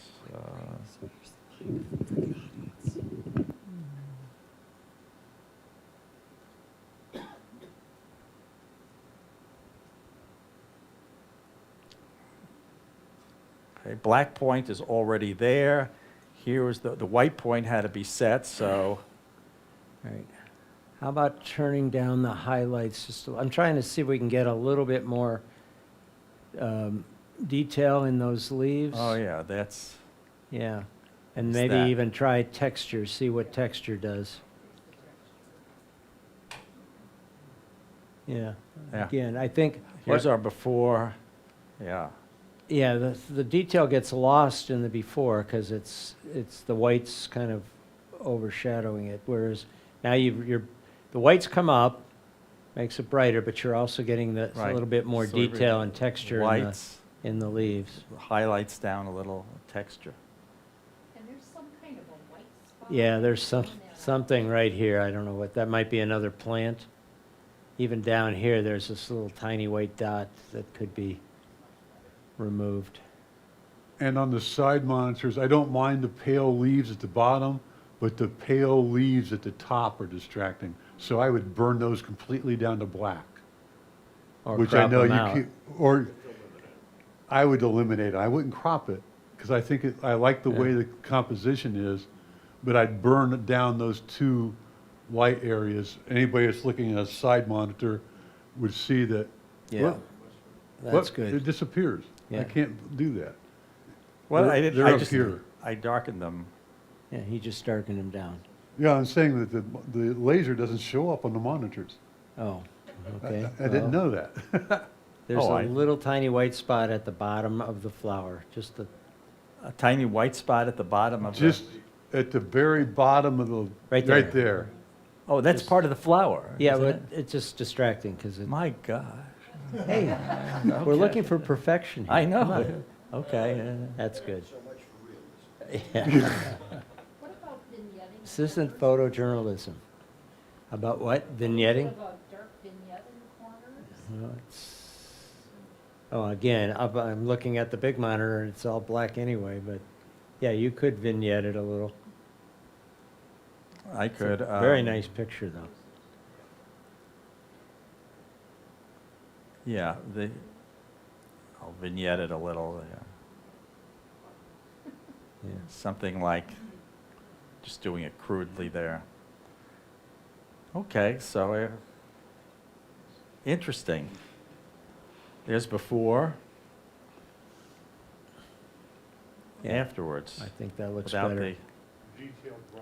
The detail brought up looks much better. Yeah. Yeah. Well. Excellent. Okay. Oh, and I have just one. Here's a photo, and my question to both of you is, because I don't really like this photo, is this was at the air show, white sky completely. This is a sky replacement. But I don't, it looks, all sky replacements just look artificial to me. I've had people look at this, oh, this look nice. I think it looks artificial. I said other people look art. And so what is your, sky, it's just hard to do. Just your opinion on sky replacement in this. Does it look, real honestly, because I'm not a big fan. I'm not a huge fan of it. I would almost rather see the white and you Yeah. bump the contrast of the plane up a little bit. I disagree. To me, a white sky, it just, blah. I mean, unless there's some particular reason. Yeah, there was a perfect white, this was a white sky. It was a bright day and it was just totally white in back. And I went back and forth and. Yeah. I vote for the sky. Who voted for, Joe voted for the sky? Yeah. Yes, my question to you, Yeah. if you don't see the sky before it's shot, you would notice that this is replaced? My personal experience with sky replacement is I'm not really as good as some people with it, and unless you adjust foregrounds and other things and what, it could just look artificial, it just sometimes looks artificial. And you're right, some of it could be that I know this was white, but it just looks too perfect. Try the scale of it. You know, Because if you change the scale and so forth, it will give you a slightly different geometry to the whole thing. And Yeah. the plane might fit in a little bit better. Change the scale as well. I just wanted your guys' opinion. Now, and Bill said, yes. The clouds, I think, kind of tells a story. It tells the flying condition. It almost, they're flying under certain conditions, which adds to the picture, I think. It's not the best weather to fly in, yet you have that plane flying. So I think it adds to the story of the picture, the way you have it right now. I think it's if you could do it well enough. Again, my experience has been almost every time I try one, and maybe it's because I know it doesn't have a sky, it just looks artificial, it looks too perfect and whatnot. So I was just curious what the audience felt of this, because, coming right out and saying, this is an that this is a sky replacement. Do you have the original? Huh? Do you have- I didn't bring the Okay. the original, which was white. Just a white background. So that was just At the bottom, it looks like there's almost a storm brewing there. Yeah, Looks like that- There's a storm going to happen, so he's flying away from the storm or something. right. This was one of the Adobe stock. I'm lazy. What can I'm not a skyper. I'm not a landscaper. No, this is one of the Adobe stock ones. And right, I chose it for that. And as you go through them too, a lot of them look just really, just crazy or artificial or whatnot. This one kind of fit that as well. So I'm being but I didn't know. I went back and forth with this. If you had taken like a sunset type sky with orange, and I would agree, it would look Right. artificial. This one doesn't look artificial at all to me. Right. That was just, okay, it was just wanted some opinions, that's all. Okay. Now we'll, tell you what, why don't we take we've gone through everyone once. We're going to be able to go through everyone twice. We'll get a second one. And maybe we'll repeat this again too. Want to take a few minute break now, just to get a drink and whatnot. We'll take like a 3-minute break and then we'll come back. I have a public service announcement. I'm looking for judges for the bee competition. Do I have any takers? Raise your hands. I already have you, I can do it if you need me to. Well, you already. you Yeah, I just know, I asked. did it once, so if you can get somebody else, fine. Any takers, anybody? No? No?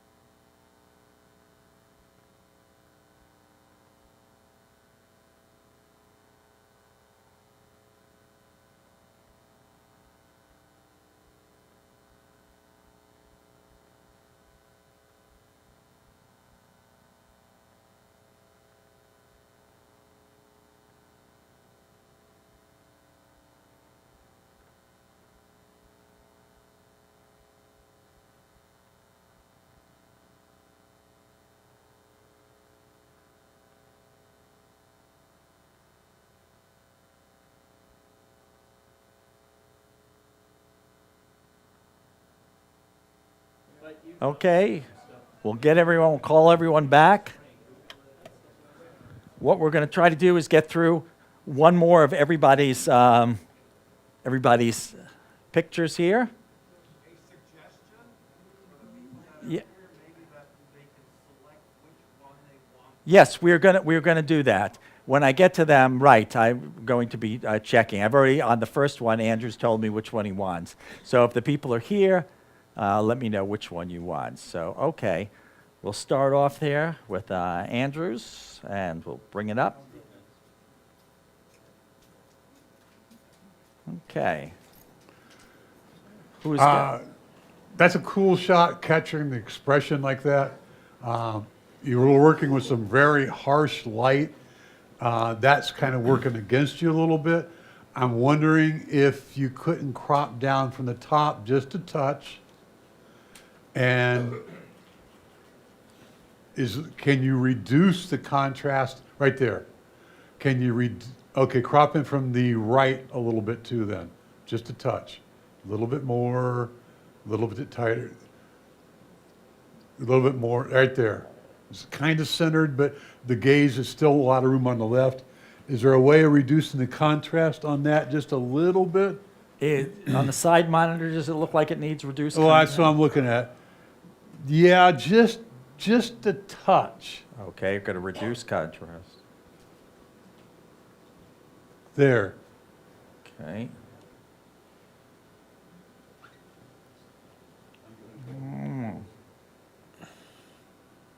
That was it before. That's after. Okay. Take that back a little bit. Add a little bit to it, not a lot. Okay, add a little bit of contrast to this. Yeah, kind of halfway. Okay, There. that's it. That's where I would go. That's where I would Okay. go. Okay. And does there seem to be a tint at all? On that monitor, that looks like it's got a bluish tint to me. A little Yeah, bit. I don't that's- know about this. The sides maybe a touch blue, but yeah, the projection definitely has a blue tint, but the sides aren't quite as bad. Okay. Let's see if that.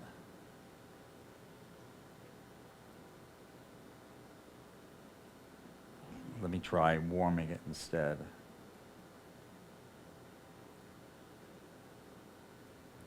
There It's may be- almost a humorous look, like, is that an Yeah, ast- there's is, that. is that an asteroid headed our way? That's right. That's it. You talking to me? That's right, you're talking. Yeah, I think there was there it is before the color was a little warmer here. Bump the texture a little bit Very too. I'm nice. just curious to see what that does to the fur. I think that even brings the fur out a little bit Texture. more. There we go. So we've gone from there. Okay, if you're gonna do that, then I would mask it so you don't bring up the texture in the rock. Yeah, you could do that. Right, if we were doing it, they would, texture in the skin, do it selectively, but not Yes. in the, right, not on the rock. Okay. Very nice. I love Yeah. that expression. Yeah. That's a- Yeah, That's- Hey, Belinda, which one of these? This one? Yes, please. Gotcha. Oh. The decisive moment. You got him just taken off. That's great. Nice shot. Again, everything is really sharp. The eye is sharp. You get nice detail in the feathers. You know, again, there's some diagonal lines in there, so you've got some diagonals both ways. He's got some room to go in forward, so the background is blurred out, so it's not obstructing anything. I can't think of anything you can improve on. It's a great shot.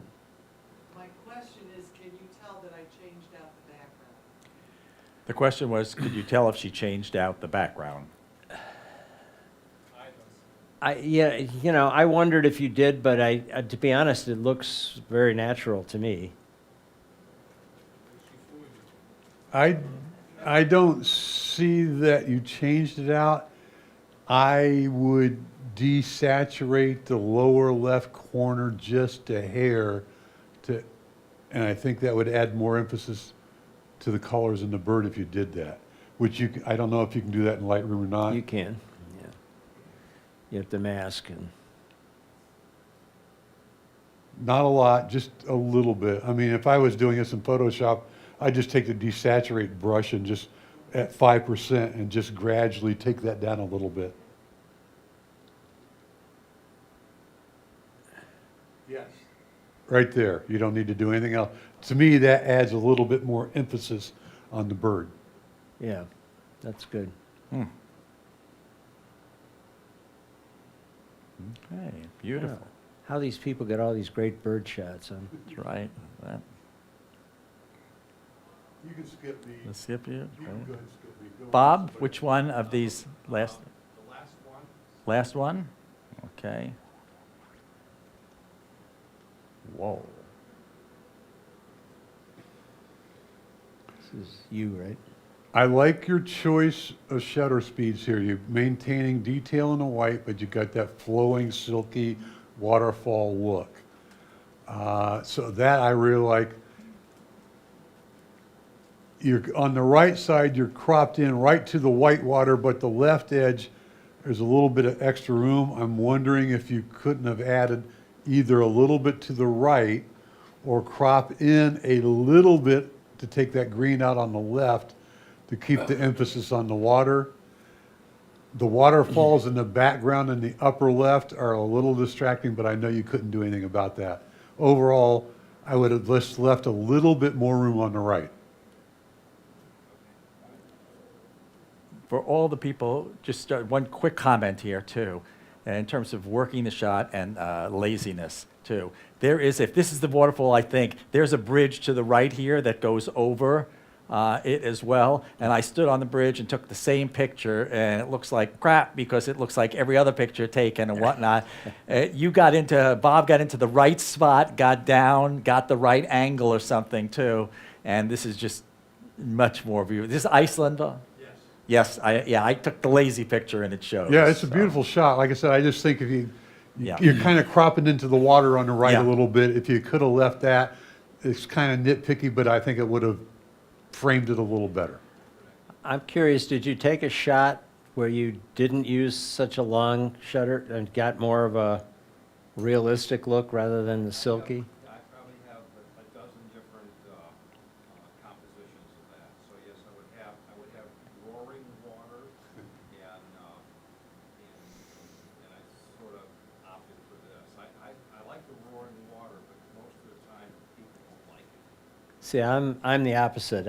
I'm not crazy about this silky look because that's not what it looks like, you know? So to me, I like things, landscapes that are a little bit more realistic, and I think I would have liked the roaring water a little bit better. Next time I'll bring it. Okay, thanks, Bob. Yeah, this was interesting because in fundamental class we had a waterfall like this too, and that was brought up, and the class was split. We took a vote. It was 50-50, right down the middle too.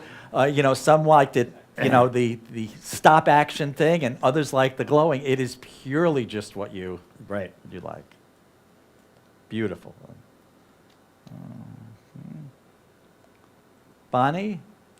Bonnie wasn't here. Bonnie's so we'll not take- here, Oh, so- Bonnie sent in the question on this one. She said her subject was this nut or whatever was hanging here, and she wanted to make that kind of the most prominent thing. And did she do it, or how could she do it better?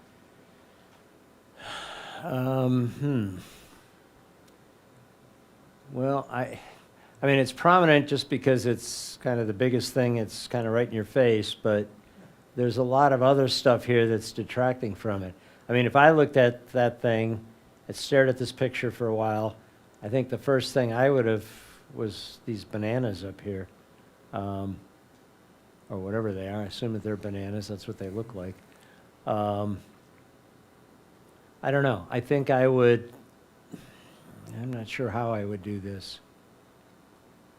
I think the fact that it's kind of off to the side and there's a lot of stuff that it's competing with, it doesn't draw my attention to just this. I'm kind of looking all over the image.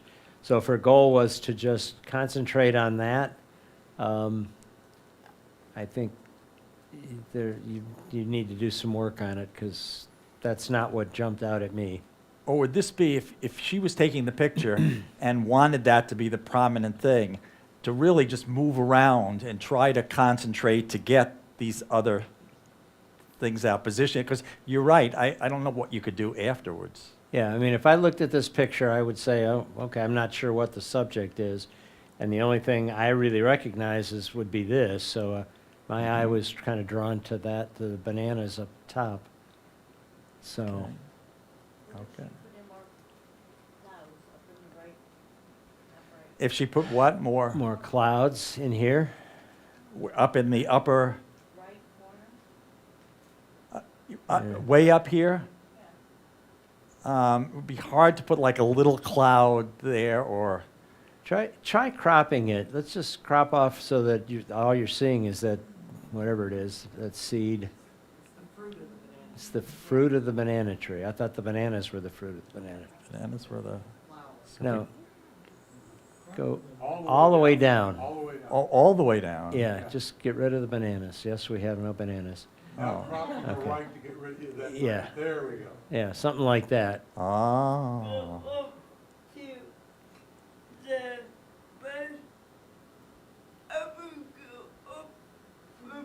Up from the bottom? Problem is, though, up from the bottom, the problem is those palm trees. Let's see. You come up like that. Let's see. You don't want to get too close to the edge. Yeah. Yeah, see, now all you're seeing is that, and it's the main subject. I don't know that it's, to be honest, I don't know that it's all that interesting. Take the clouds out of Photoshop. It's, I think the only, it's hard. If you talk about taking the clouds out, and that's a lot of work too, but I think it's so much easier if we go back to the original. If you just at the time, step left, step right. This yeah. isn't like a moving thing, a street scene. You have all the time to kind of just isolate that Yeah. as well. So at the time you're taking the picture, what do I want to be the subject? Because afterwards, I don't know if there's that many good options. Yeah, I agree. So we should all go back down to wherever Okay, that go was back taken. that, yeah, and it's a great reason Get for that shot. great excuse for. Dale, which one? This one? Okay. Oh, Okay, great sharpness. I feel it's a little cramped. I give the bird a little bit more room, which there's no way we can do that now. But I would show it in its environment a little bit more. Other than that, it's a nice shot. You could actually, on Photoshop, you could add a border and use content-aware fill. Because there's nothing there. It's all bokeh. I mean, it'd be nice if you had gotten the entire bird, but then I think the key is this expression on his face. yeah. So you could even focus in, maybe crop it, so all you're seeing is the face. That's another option. Not saying it's the best thing to do, but But you're right, you could give this picture really lends itself easily to top, bottom, and right side, adding another inch with content-aware fill, because it's just the plan. But other than, you're saying taking his,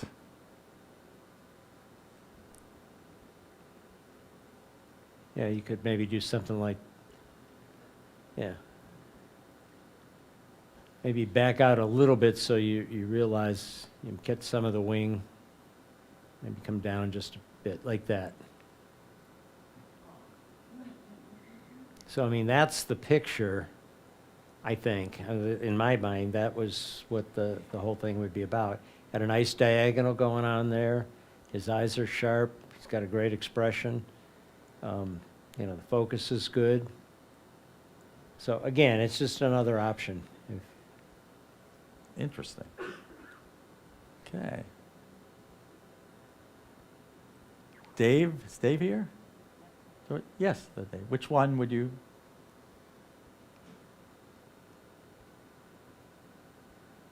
Is No. Is Dave here? Oh, I thought Yeah. someone said yep in the Yeah, I audience. thought Okay, That, we'll Wrong choose the Dave. next one then.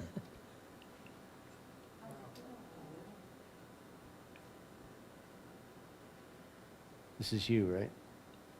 I did, you did the bird? Okay, all right. Keeping track here, what's going on. Okay. I have some different thoughts on this one. I mean, again, if the purpose was to show the adult and the babies, then I think you need the whole thing. If it was really just to show a close-up of the animal, they're sort of lost in the grass, so they're hard to pick out. So you might want to just concentrate on the adult.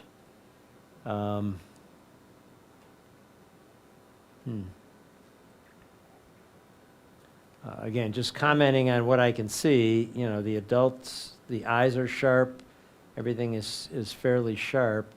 Yeah, you might, I don't know, you may have to do some Photoshop tricks on that to kind of remove it completely. But again, I don't know what the purpose of the picture was. If it was to show, you know, an adult with the babies, then you'd really need them in there. I think I would, to keep this looking like more of a nature shot, I'd probably clone out it looks like telephone poles and wires. I might leave the fence, but, you know, because that isn't Right. quite so modern, but I think I'd probably clone this stuff out. Yeah, and up those. Yeah. So again, it depends on the purpose. If it was to show these, the you know, the young ones, then I would leave them. Yeah, maybe crop it in a little bit. Yeah, because the three kind of give balance. Yeah. Of the three, it's off to the, yeah. Yeah. I think that Yeah, would it work. centers down a little.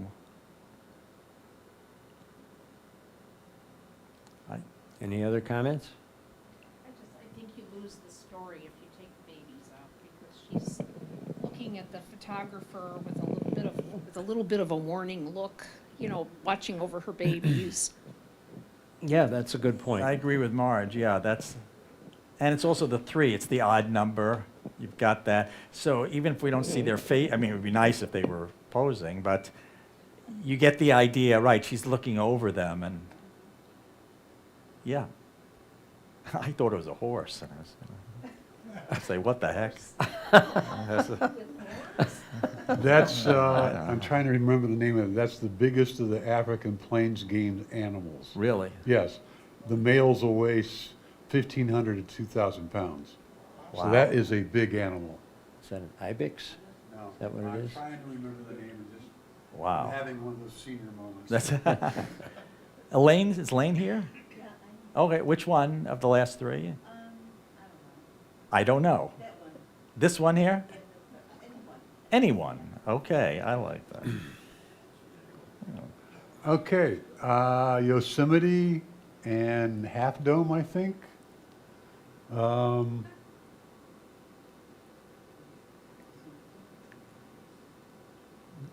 I find the tree in the right foreground a little distracting. I don't know if you could have moved, that's taken from a very famous viewpoint, the overlook, but I would have moved a little bit to try to downplay the tree in the lower right because it's a little bit too heavy. And then also, I don't know if dehaze would bring out some of the textures, but Yeah, this using is a like a hazy day. dehaze and adding a little texture. Ah, see, there we go. To me, that's A little really, that's a little too far. The sky's gone a little too crazy. But yeah, that brings out a lot of that, adds a lot of contrast and interest. Okay, I disagree with both of those. Okay, I think the tree gives a sense of depth. Okay, when you take a landscape shot, it's always nice to include some foreground elements so you get a sense of depth. If you take that tree out, I think you tend to lose that. That in my opinion. And I agree that it was a little bit too hazy, but on the other hand, you know, that's the way it is in nature. You know, if you're looking at a distant mountain, it's going to be hazy. So I would really go light on the dehaze. Okay, Yeah, I let's said a go. little bit of dehaze. I think we went a little too far, just No, we there. didn't go. I went About too right far. there. Okay, Yeah, about right there. right there, okay. That's there, That adds just a pop of contrast. okay. Yeah. Just out of curiosity, just kick the contrast up just a little. Contrast Yeah. up just a little. Let's see, there's before, and after. All right, since we're there, bring down the whites a bit. Bring down the Bring- whites. Yeah. Bring them down just a touch. Now you're starting to get detail on those rocks there in Right. the left side.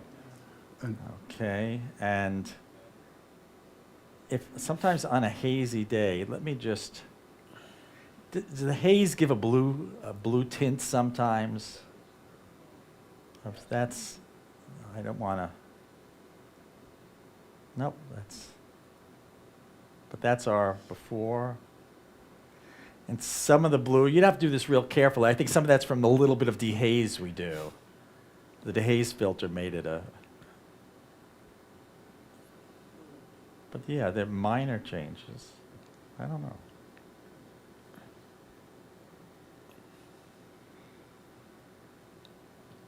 It's a hard one. You know, like, sometimes you take away all the haze, away, you know, it looks unnatural because it was hazy then. Yeah, that's what I'm saying. I don't think you want to completely Yeah. dehaze it because then it doesn't look natural. Elaine? Could have you brought your camera focus down so you increase the tree, the bottom of those trees? Because the sky's not doing anything for you. So Bob is saying if we angle the camera down a little, got a little bit more of the tree and maybe not so much of the sky. Yeah, the sky isn't very interesting. You could probably. Because then that might have answered Bill's question, because you would have had more of that tree line there. Because you can see the tops of those other trees that are, off, sort of in the center right down the bottom. Bob's right on that. If you would have brought it down just a little bit, then you would have had actual trees that define a foreground. To me, the one tree does not, and it's a distraction.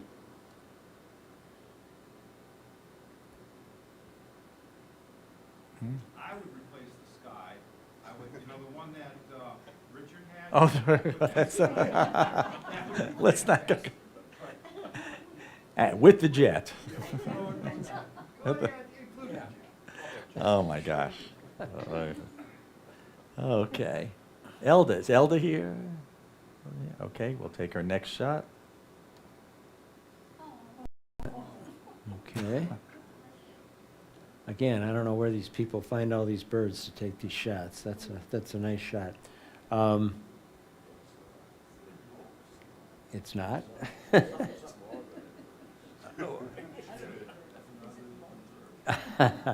Well, again, everything is in sharp focus. The eye is in focus. You see some details in the feathers. So from that standpoint, it's nice. You've got some context here. This I find a little bit distracting, so I might want to crop that out. Which, The branch up Oh, on on top, top. maybe come down an inch or so, whatever, to get that branch out of there. Or you could, Photoshop it out, either way. Okay, that looks better.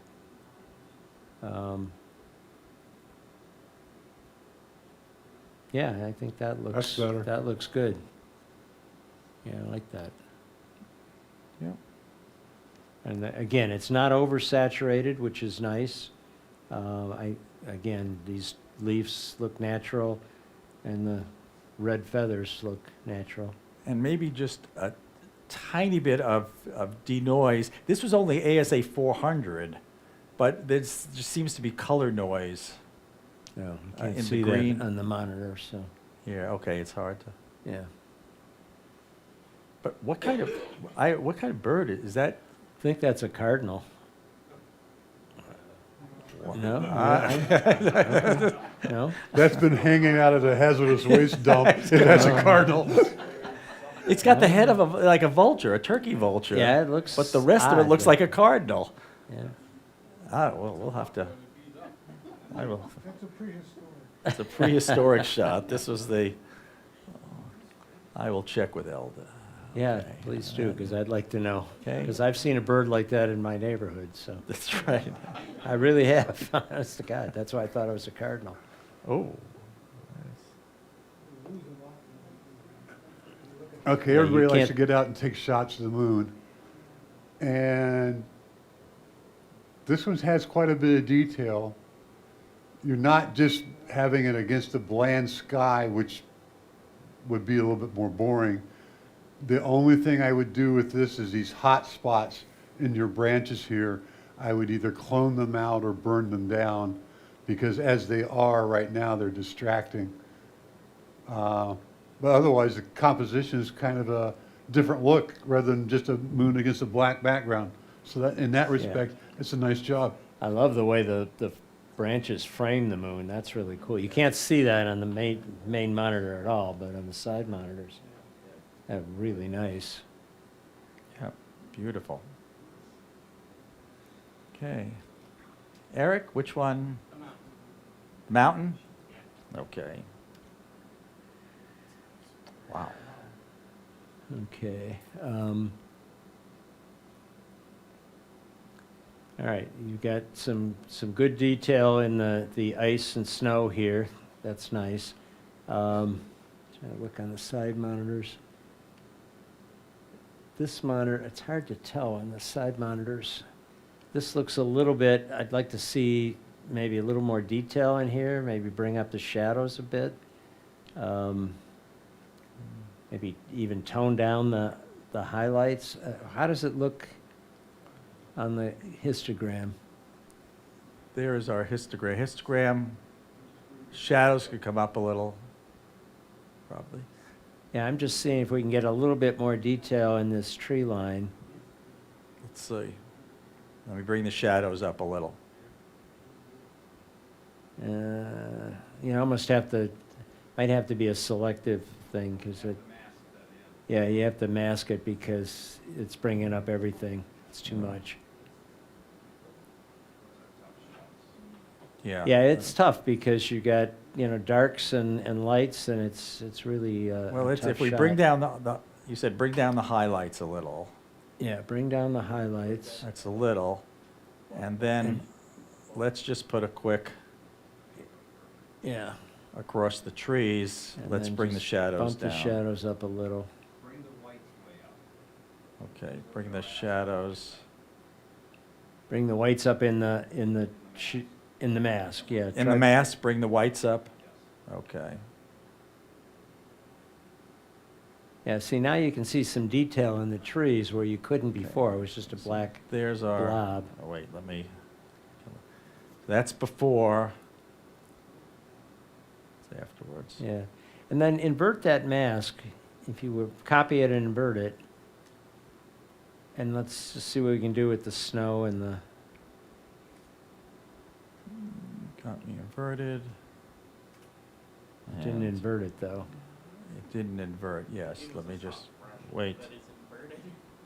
Let me see. Oh, yeah. Don't invert the brush. Invert the mask. Copy the mask. Duplicate it.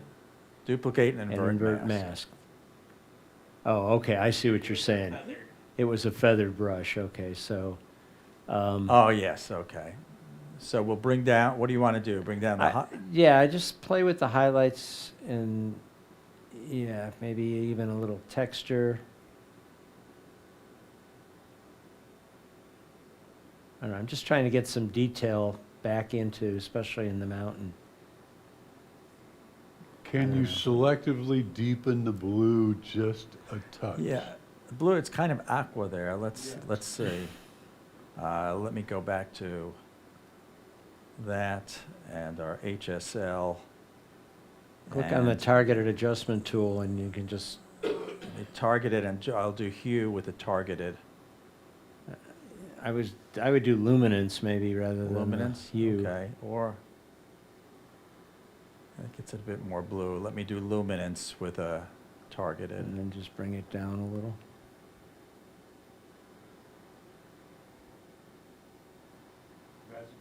That's better, I think. Okay. Yeah. So we took some of the aqua and made it a little more blue and brought it down a little. So here we go from, that's original.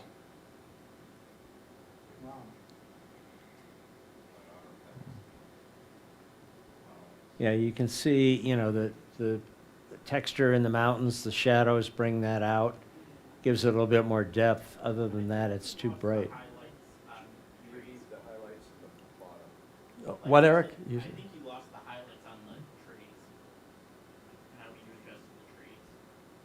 On the trees? Oh, the, You still have the mask, but for some reason I think you lost what it did to them. oh, yeah, that's, Because I don't see any change when you went from original to. you're right. So we lost our mask somewhere along the way. Anyway, I think you get the idea. But What that's- we're yeah, I trying to get do is the, bring these some are- detail back in these, bring out the shadows a little, or the dark areas a little bit, so it gives it a little bit more depth. And then you can do bring the variations detail of out. this, right, but that's just the, yeah, a beautiful capture, though. Okay. Graham? Graham here? No, take his next one.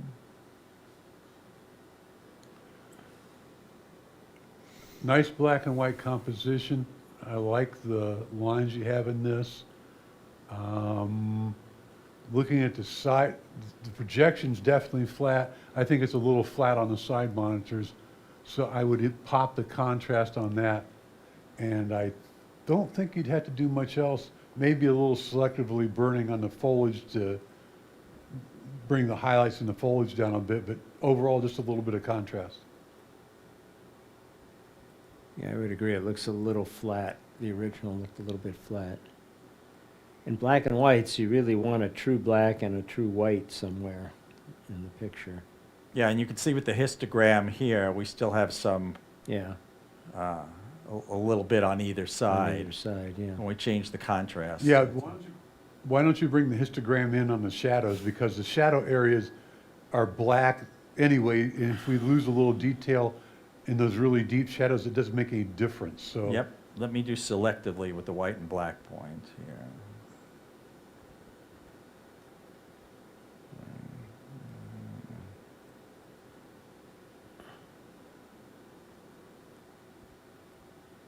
There, depending on what monitor you're looking, you could do it to, That looks better. yeah.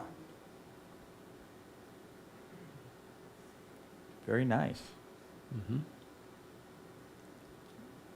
Yeah, it's always challenging with a 35 millimeter camera to do these architectural things. Yeah, shooting upwards, Yeah. he straightened the lines, obviously, and did a very nice job of that. Yeah. All the verticals are vertical, and it looks good. Right, that's it's not easy. Good. Jim? Jim here? We'll do-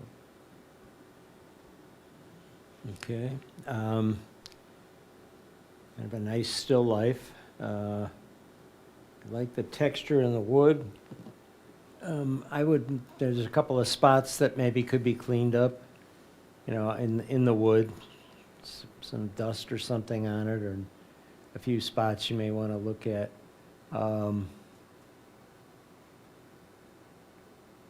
Trying to think. I don't see anything that's just blown out completely. This is getting bright, but it's really not blown out. Maybe this towel. Look, can we see the highlights or the histogram? Histogram? Yeah. Turn on the clipping warning. Yeah, warnings. there's the warning. You could see a little bit of the red specks showing where it's blown out. Yeah.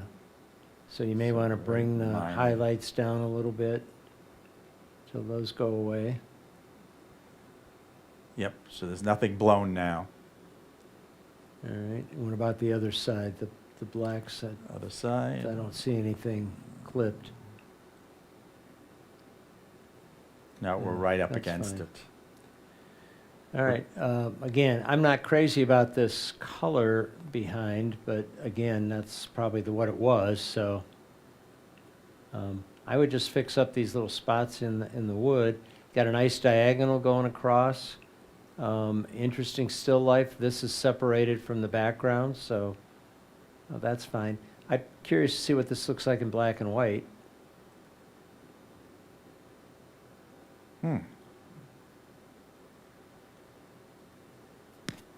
Might be interesting in black and white. I don't know. It's another option, that's all. Yeah. Interesting shot. Yeah. Okay. Joe, which one? Third one, this one. Okay. Ooh. Nice shot. Love the diagonal leading line, and it ends. I mean, there's nothing in the background that distracts. That log takes you right to the ducks, and you have nowhere else to go. That's well done. In the realm of being a little nitpicky, I desaturate or tone down the greens just a little bit because they're kind of the brightest thing in the photograph, and that always, your eyes always go there first. So I would tone the greens down otherwise, but that, again, that's in the realm of being nitpicky. That's a very nice shot. Those ducks are super sharp. I love the color in the lower left-hand side. It looks like Yeah. a painting. Yeah. This is really beautiful, Joe. This is very nice. John here? This is John. Okay.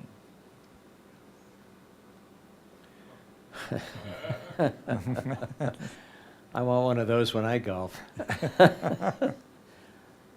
Okay. Interesting shot. Obviously a composite or a miracle, one or the other. Okay, my first impression looking at it, okay, is it's a little bit too saturated. I would kind of desaturate. Again, I'm looking at let me look at the side monitors too. It doesn't look quite so bad on the side monitors. The green looks super saturated on the main monitor, but it doesn't look as bad on the others. I might tone down the highlights just a touch. Okay. And I don't know what's going on up in the sky here. Those don't look like clouds. Is that part of the effect, like the angel coming down? It looks like it was put in purposely. It could be, yeah. Again, I don't know since they're not here. I don't know. Anyone else have any thoughts? There's not a lot of detail in these trees.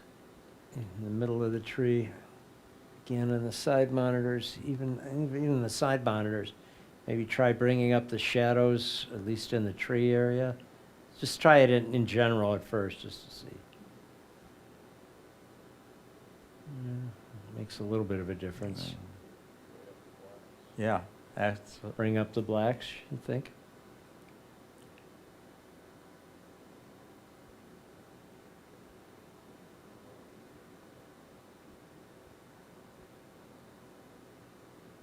Yeah, let's see the before and after then, just curiosity. And I think you get a little more detail yeah. that you didn't have before. It's like a par four. Her ball. My curious is where the ball. She's already hit because there's no ball there. I want to see how this went. Interesting. Yeah, but the shadows definitely came out here. Very nice. Okay, Kathleen? Which one? Last one? Okay.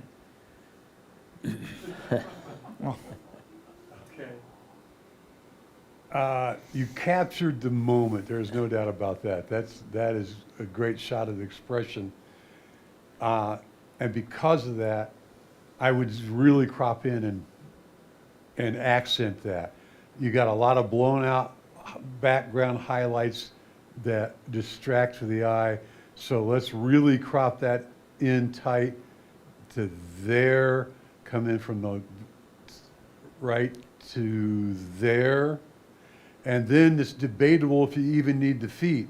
I might crop that in mid-shin, and again, you're making the face bigger and more prominent right there. And to me, now, that's your photo. That's your photo. I think I would leave the feet in. I agree with the rest of the crop, but that's just my opinion. And I think I'd try and tone down the highlights. Yeah, of if you the could tone down the background. highlights a little bit, that would help. I think the shoes being a different color Yeah. draw your eye and are distracting, and I'd get rid of them because you want the viewer to concentrate on that Yeah, face. that's a good point.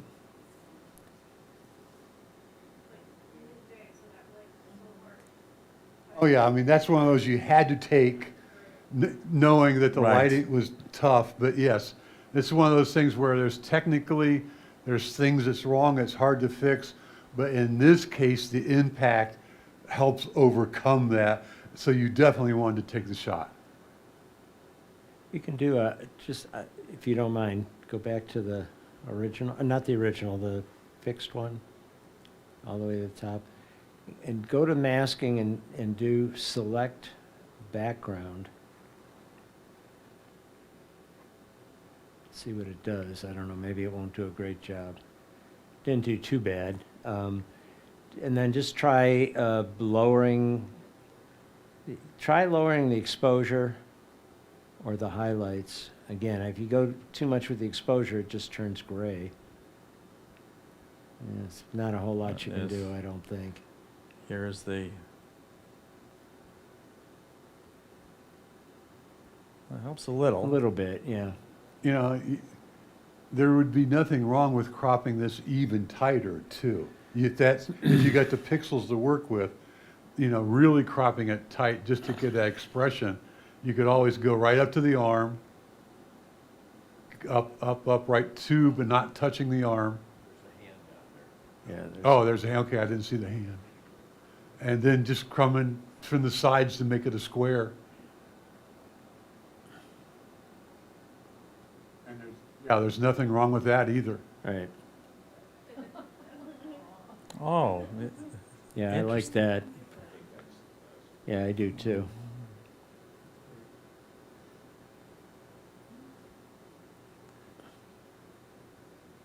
very nice. That's a good, that close crop really does it. It's, Mhm. uh, Beautiful. That is- Kenneth? Middle one? Okay.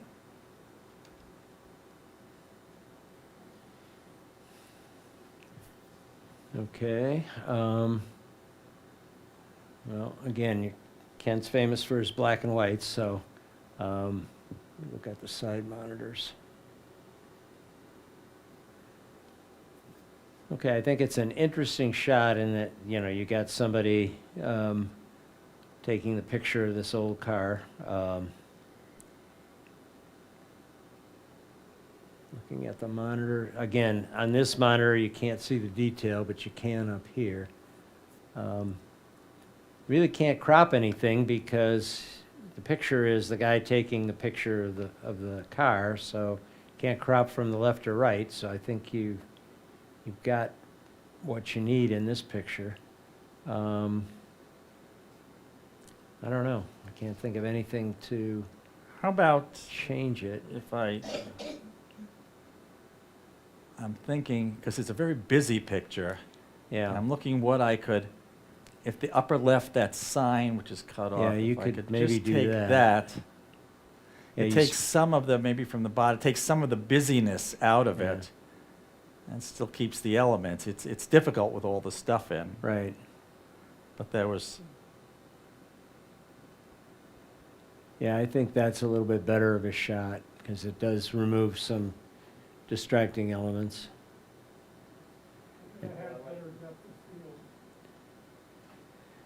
Well, the main subjects appear to be in focus, the car and the person. I mean, in the background, you you kind of do want them blurred out a little bit to, not to draw attention away from this person. Nice. Yeah, Shadows. let's look at the histogram. It looks like something's clipped.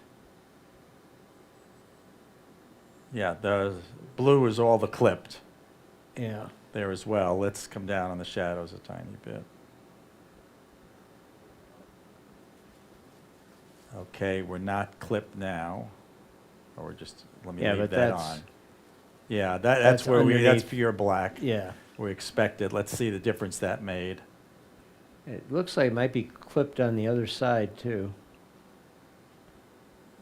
Just that sign in the Yeah, background. it's up at the It's not a big deal. signs. Yep. No, but I think that's a, there. Yeah, I think that's Yeah, a it's a little nice bit shot. better. It's just a difficult one because it's so much stuff there. Great. Marge, which one? The surfer. Surfer, okay.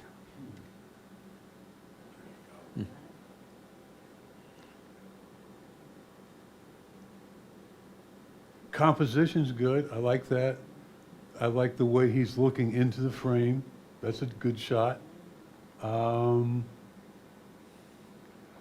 don't think I would do much different than what you've already have there. Maybe tone down the whites a little bit. But I'm not sure if that wouldn't muddy it, so I'm not sure if you could do that a little, not that, yeah, maybe just a little bit. But yeah, I don't think you could do a whole lot different than what you've got there. I mean, that black suit against the white waves makes a contrast situation that's just tough to work with. You might be able to bring up a little bit more detail in the shadows. I don't know if that would work or not. But overall, I don't think you can do too much to improve that. Yeah, I think that bump in the shadows helped a little. I like the way it's kind of framed by these waves, okay? Yeah, if you do it subtly, just a little brick to bring up his suit, like from here to, I don't know, that top white cloud, The w- crop that out. No, The I top- think, Understand what you're saying in regards to framing it. well, that's waves. Those are water waves. So, Crop that out. okay. I think that adds to the picture, though. I really do. I think it loses something with that out. It's my opinion, but. Well, also it tends to balance out You this thing can. at the bottom. yeah, it balances the bottom. Okay. Mick. Ah, I know where this was taken.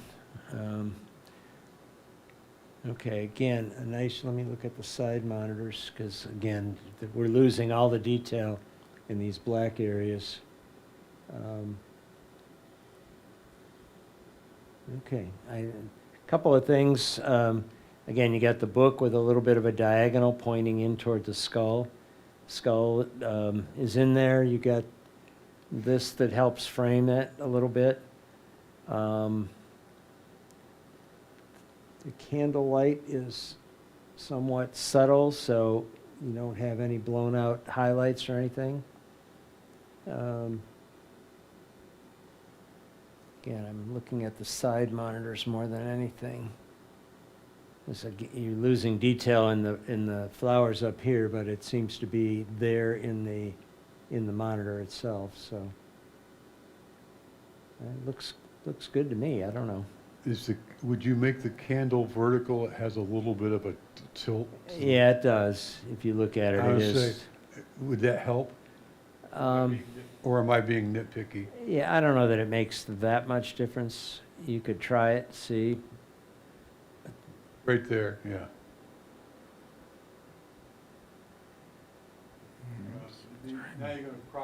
Now you're gonna crop and loosen stuff you don't wanna lose if you do that. Yeah, again, didn't see that as a major problem. yeah. And you're gonna lose part of the book or, Yeah, you lose those.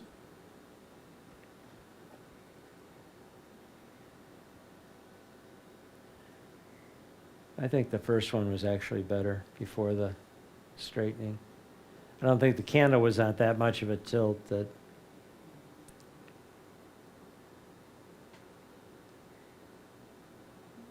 Well, I think everything is placed nicely too. This branch on the right, everything Yeah. just frames the skull. Yeah, Nice, it's a nice still life. nice.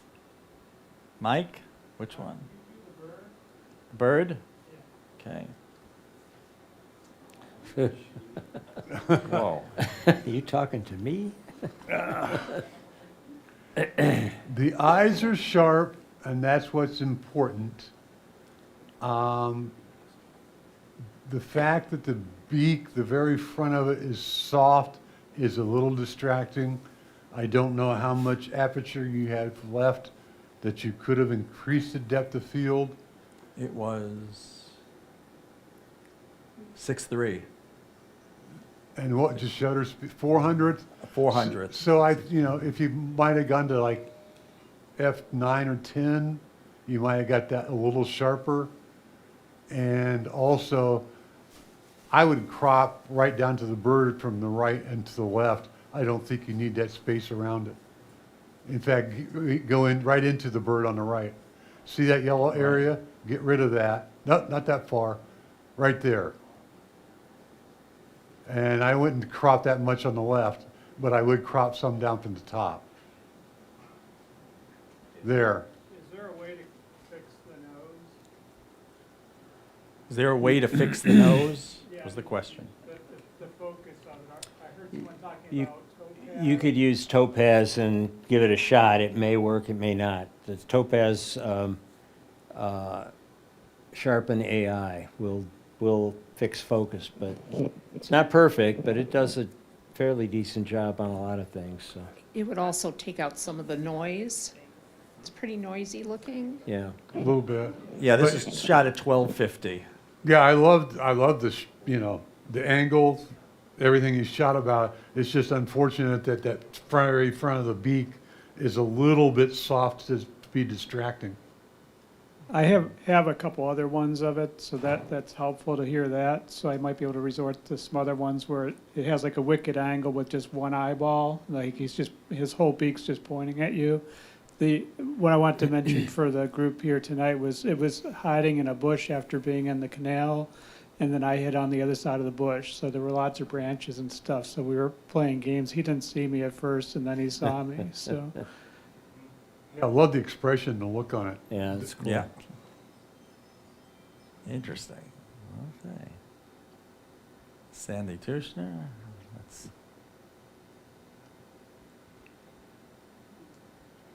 Okay.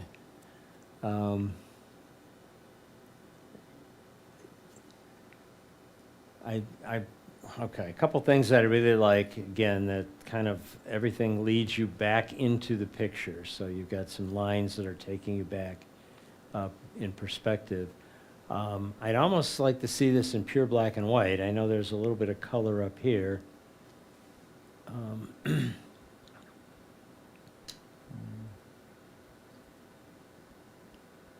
And then maybe kick up the contrast, yeah.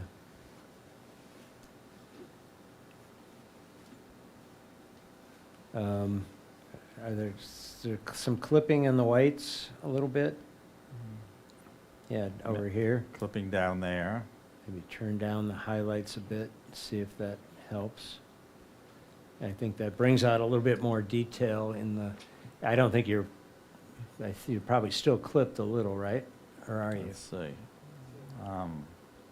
No, not clipped on the whites. Okay, all right. And I think I would go with something like that. Maybe bump the shadows just a bit to get some detail up in here, but not much, just a little bit. Yeah, I think it's a great, almost like an abstract architecture. I like it. I agree with you. The black and white, because nothing you can do about it, but the red here just takes away some of the symmetry, Yeah. which you don't see there. And I think when you get to black and white, then it brings out some detail in these pillars. Yeah. A little bit too. Yep, you probably put a little texture there, Mm-hmm. A little there. clarity, maybe even too. So we go from, Yeah, I yeah, think that's an improvement. it's very nice. Yeah, so that's what we started out with. Right, you go with that, the texture and clarity. Yeah, the original just looked flat. Yeah, this is very, very nice. But again, good eye to see this and get this composition-wise. Yeah, it's a great shot. Great. Sarah Taylor. And Bryce.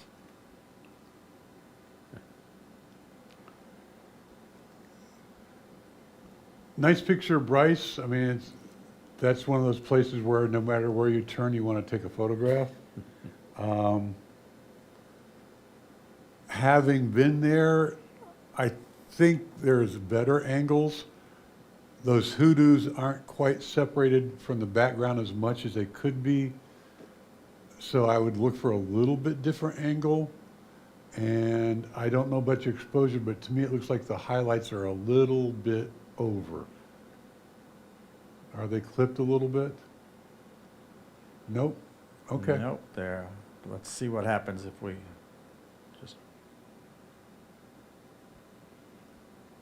Yeah, if you could have moved to the point to have those red hoodoos against a darker background, I think it would make them pop and add a little bit of dimensionality to the photograph. Just out of curiosity, can you crop the sky out? Because there's nothing in the sky that's very interesting. just crop the sky out. Yeah, maybe that's too much. Go up. Yeah, that's too much. I think you have to have a little bit of sky. Maybe just a touch, but, or you could add an artificial sky in with a jet in it. Yeah. With the jet, yeah. Another option might be to just focus on the right-hand side of the picture, because this, again, just looks busy Take some of the to me. left off. Yeah, or even make it a vertical, go So all the kinda- way and, Yeah, maybe like that, and then maybe give it some texture. The rocks should. yeah, Bryce is tough because It you is. look at the colors and you say, oh, it can't possibly be that color, but it is. It is. So it's like, what do you do, Yeah, but I think that, right, because the left, there aren't a lot of the hoodoos on the left and whatnot, and there's a lot of this stuff there too. Yeah. So that and a little bit of texture. Yep. Very nice. We're getting there. Susan? Well.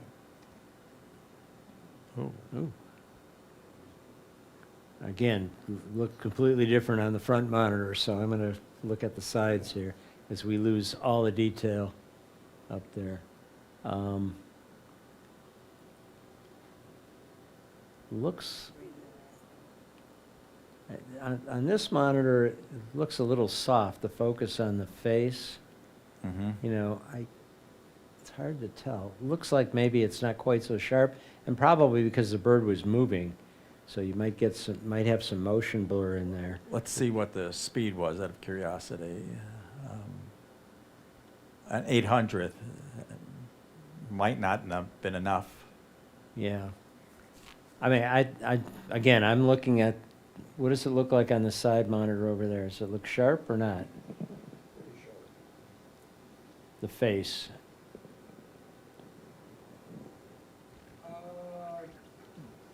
I suspect this is enlarged quite a bit because you're getting some noise coming into play on the face. Okay.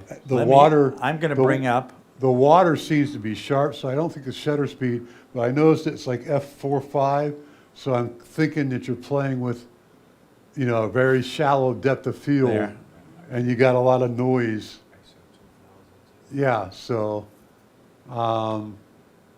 overall, nice shot from what looks was probably in deep shadows. Yeah. So it has some impact to it.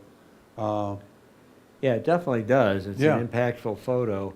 Once again, though, the bird doesn't have a lot of room on the left. And again, that's, you're taking the shot quickly and you can't adjust. Was to this that. vignetted?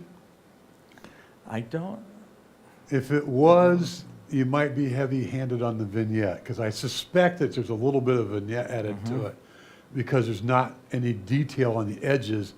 And if that's the case, I would lighten up on the vignette just a bit. You may even crop a little bit off the right-hand side to get a little closer to the splash in the water.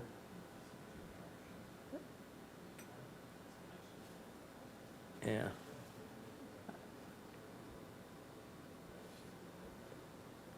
also, that doesn't put the birds so much on the left. Right. No, left. Yeah. I'm sorry. Okay.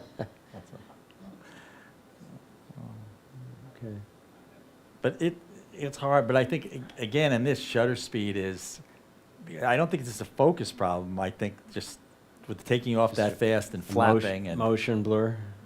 Yeah, it's something Yeah. like I've seen the bird people do, a 1600th or 2000th, that kind of Right. thing. I'm wondering, was this taken at night or you think it just deep shadow? Because again. I think it's deep shadow, because look at the highlights on the head. That looks like some pretty bright light coming down Could through be the trees or moonlight, whatever. though. Could be moonlight. I don't think I you'd be don't- shooting this in the moon. I don't think. Probably not, but I'm just wondering. Again, I'm looking at the main monitor and it's so dark. But you're right, it's probably just shadows. Yeah, ISO. Okay. Oops. Tish, oh, she had one in, and our last one then. Is Valdez here? No, we'll choose. Oh, we'll choose this one.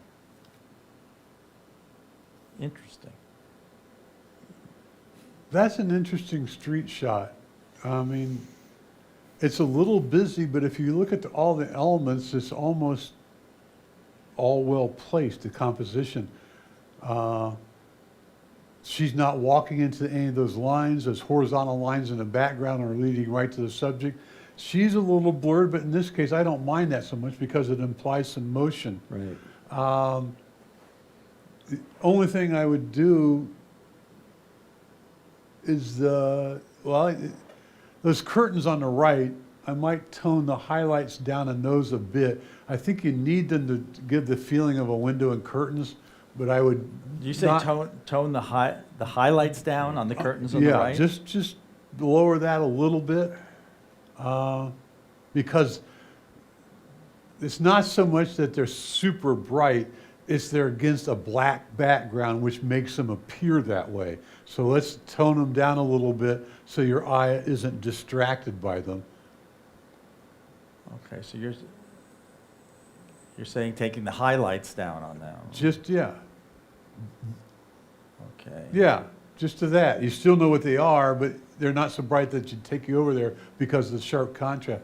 No, all the elements of this play together well. The chairs, Yeah. I mean, that chair looks like it's framing her. The bottle in the middle comes up. It's got against a nice dark background. It's kind of a cool street shot. I would argue you don't need all those vertical stripes at the top. You might want to crop that out because that would reduce the busyness a little bit.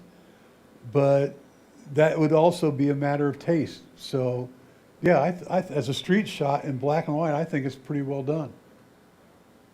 Yeah, you got motion going in both directions. She's moving this way, the car's moving that way. So I you didn't got see that. Some Yeah. blur. Okay, great. So that Very nice. that really concludes our night. I thank you all for staying with me. I thank you for our critique, Bill and Mike. Thank you very, very much. And we will definitely do this again. There was a lot of interest, and it's quite fun. So I hope you got some, everyone got something out of it. And any suggestions you have in the future, just let me know. So other than that, thanks again. Thank you. Yeah. Oh my God, I almost lost my lipstick.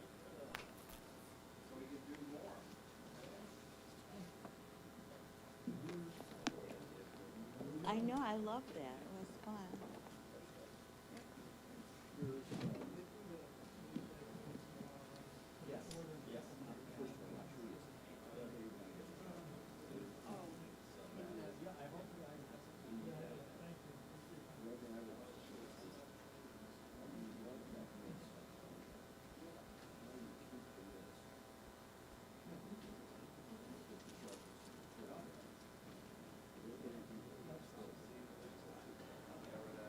Yeah, that.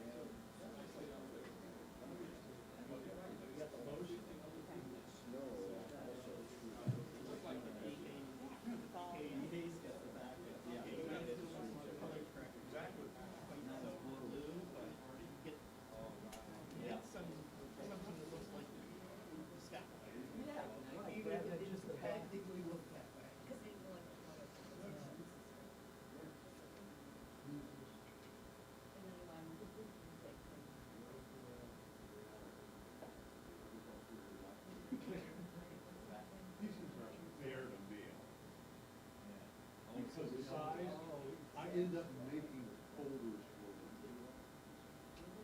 That was the B competition.